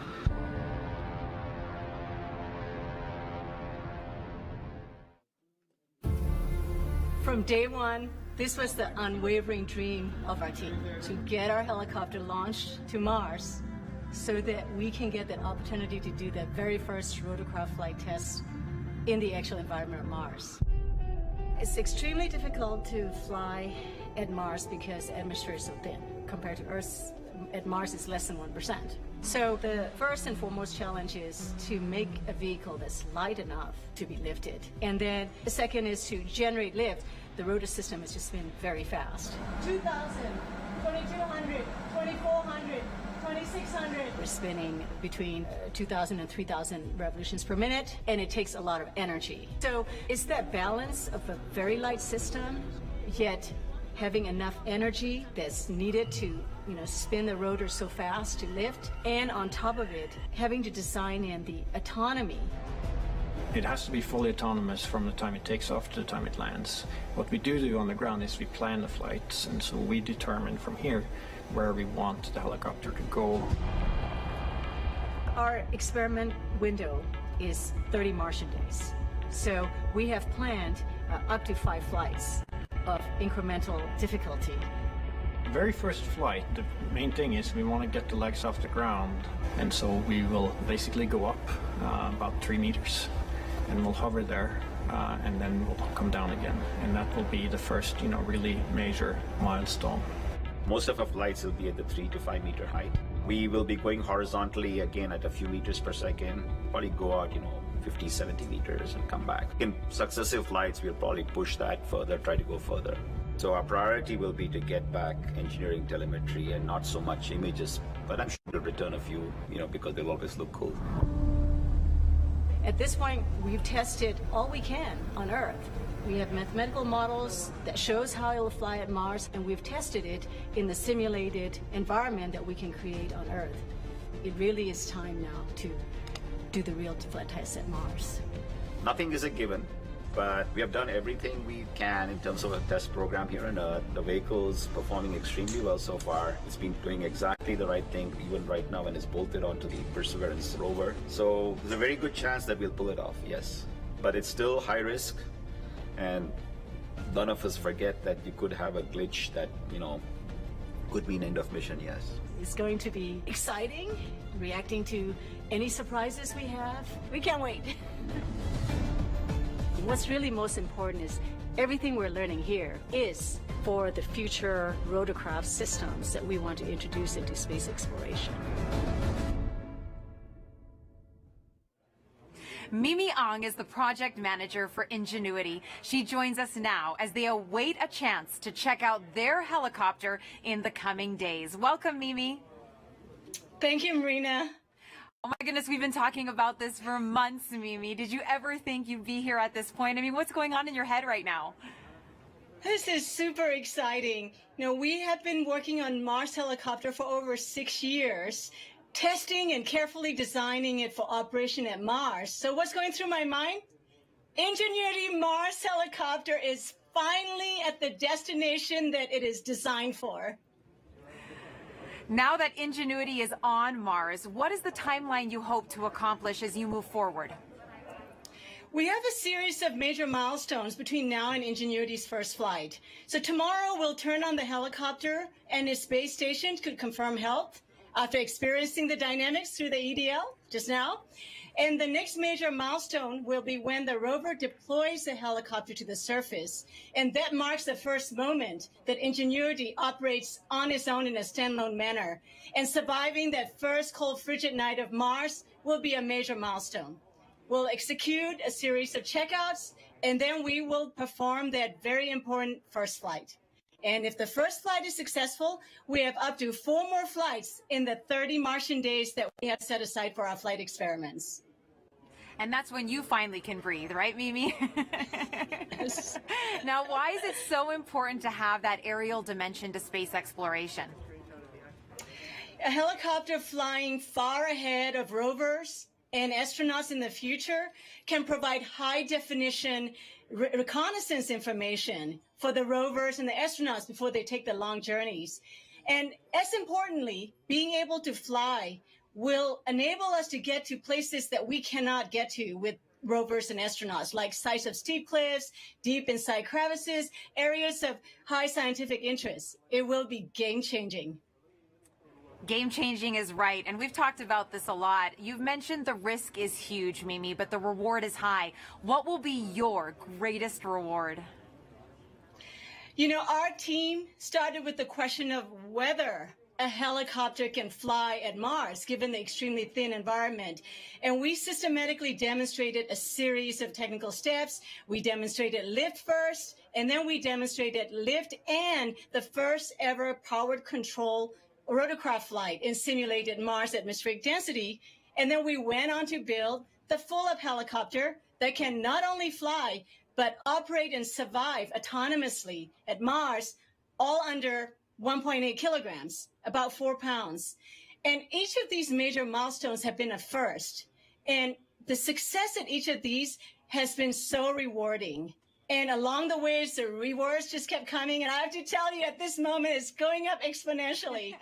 So after all these tests, analysis, simulations, and more tests on Earth, our team now gets a chance to test, prove, and learn how it works in the actual environment of Mars. Our team can't ask for a bigger reward than that. Oh, Mimi, I'm so happy for you and your team. And now we're going to take a question from social media on Instagram for you. At Not Vibhuti asks, is the helicopter going to be doing science? Well, the helicopter Ingenuity It's a technology demonstration, and we are demonstrating the ability to fly and learning how to fly for the very, very first time. And so this is a technology demonstration and a pathfinder for future larger rotorcraft, future missions that will carry much larger instruments. So on this mission, we're not doing any science. We're concentrating on engineering data. How did the vehicle perform? And as you saw Bob Belram in the video before, we will be taking a few first ever color pictures from the flying aerial vantage point, but they'll be icing on the cake. For this one, this is all about engineering data and how do we fly compared to all our tests we have done on Earth. Mimi, so much for your team and the future generations of scientists and engineers to look forward to. Thank you. Thank you so much for joining us, Mimi, and good luck to your team with that first test flight. Thank you so much. Now, we look forward to the Perseverance Rover and Ingenuity helicopter beginning their journeys on Mars as their adventures are just about to start. Go Perseverance and go Ingenuity. Back to you, Raquel. Thanks, Marina. Landing on Mars is never easy, but this team has persevered, and NASA's 5th rover is on the red planet. You can still hear them buzzing in the back right now. And to get the latest updates on Perseverance as it explores Mars, follow @NASA Persevere on Facebook and Twitter. I'd like to thank everyone watching for joining us today. And to the students and teachers tuning in, we hope you learned a lot from today's landing, and thank you for all your questions. We have a news briefing coming up at 2:30 p.m. Pacific Time. That briefing will wrap up the day and include reactions from Perseverance team members. We'll leave you now with some of the landing celebration photos you've shared with us, set to Youngblood's cover of David Bowie's Life on Mars. I'm Raquel Villanueva.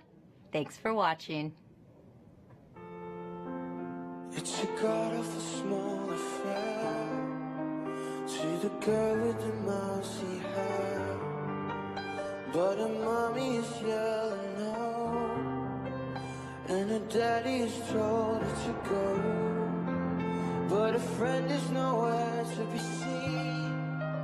Now she walks through a sunken dream to the seat with the clearest view, and she's hooked on the silver screen. But the film is a sad bore, for she lived it 10 times or more. She could spit in the eyes of fools as they ask her to focus on sailors fighting in the dance hall. Oh man, look at those cavemen go.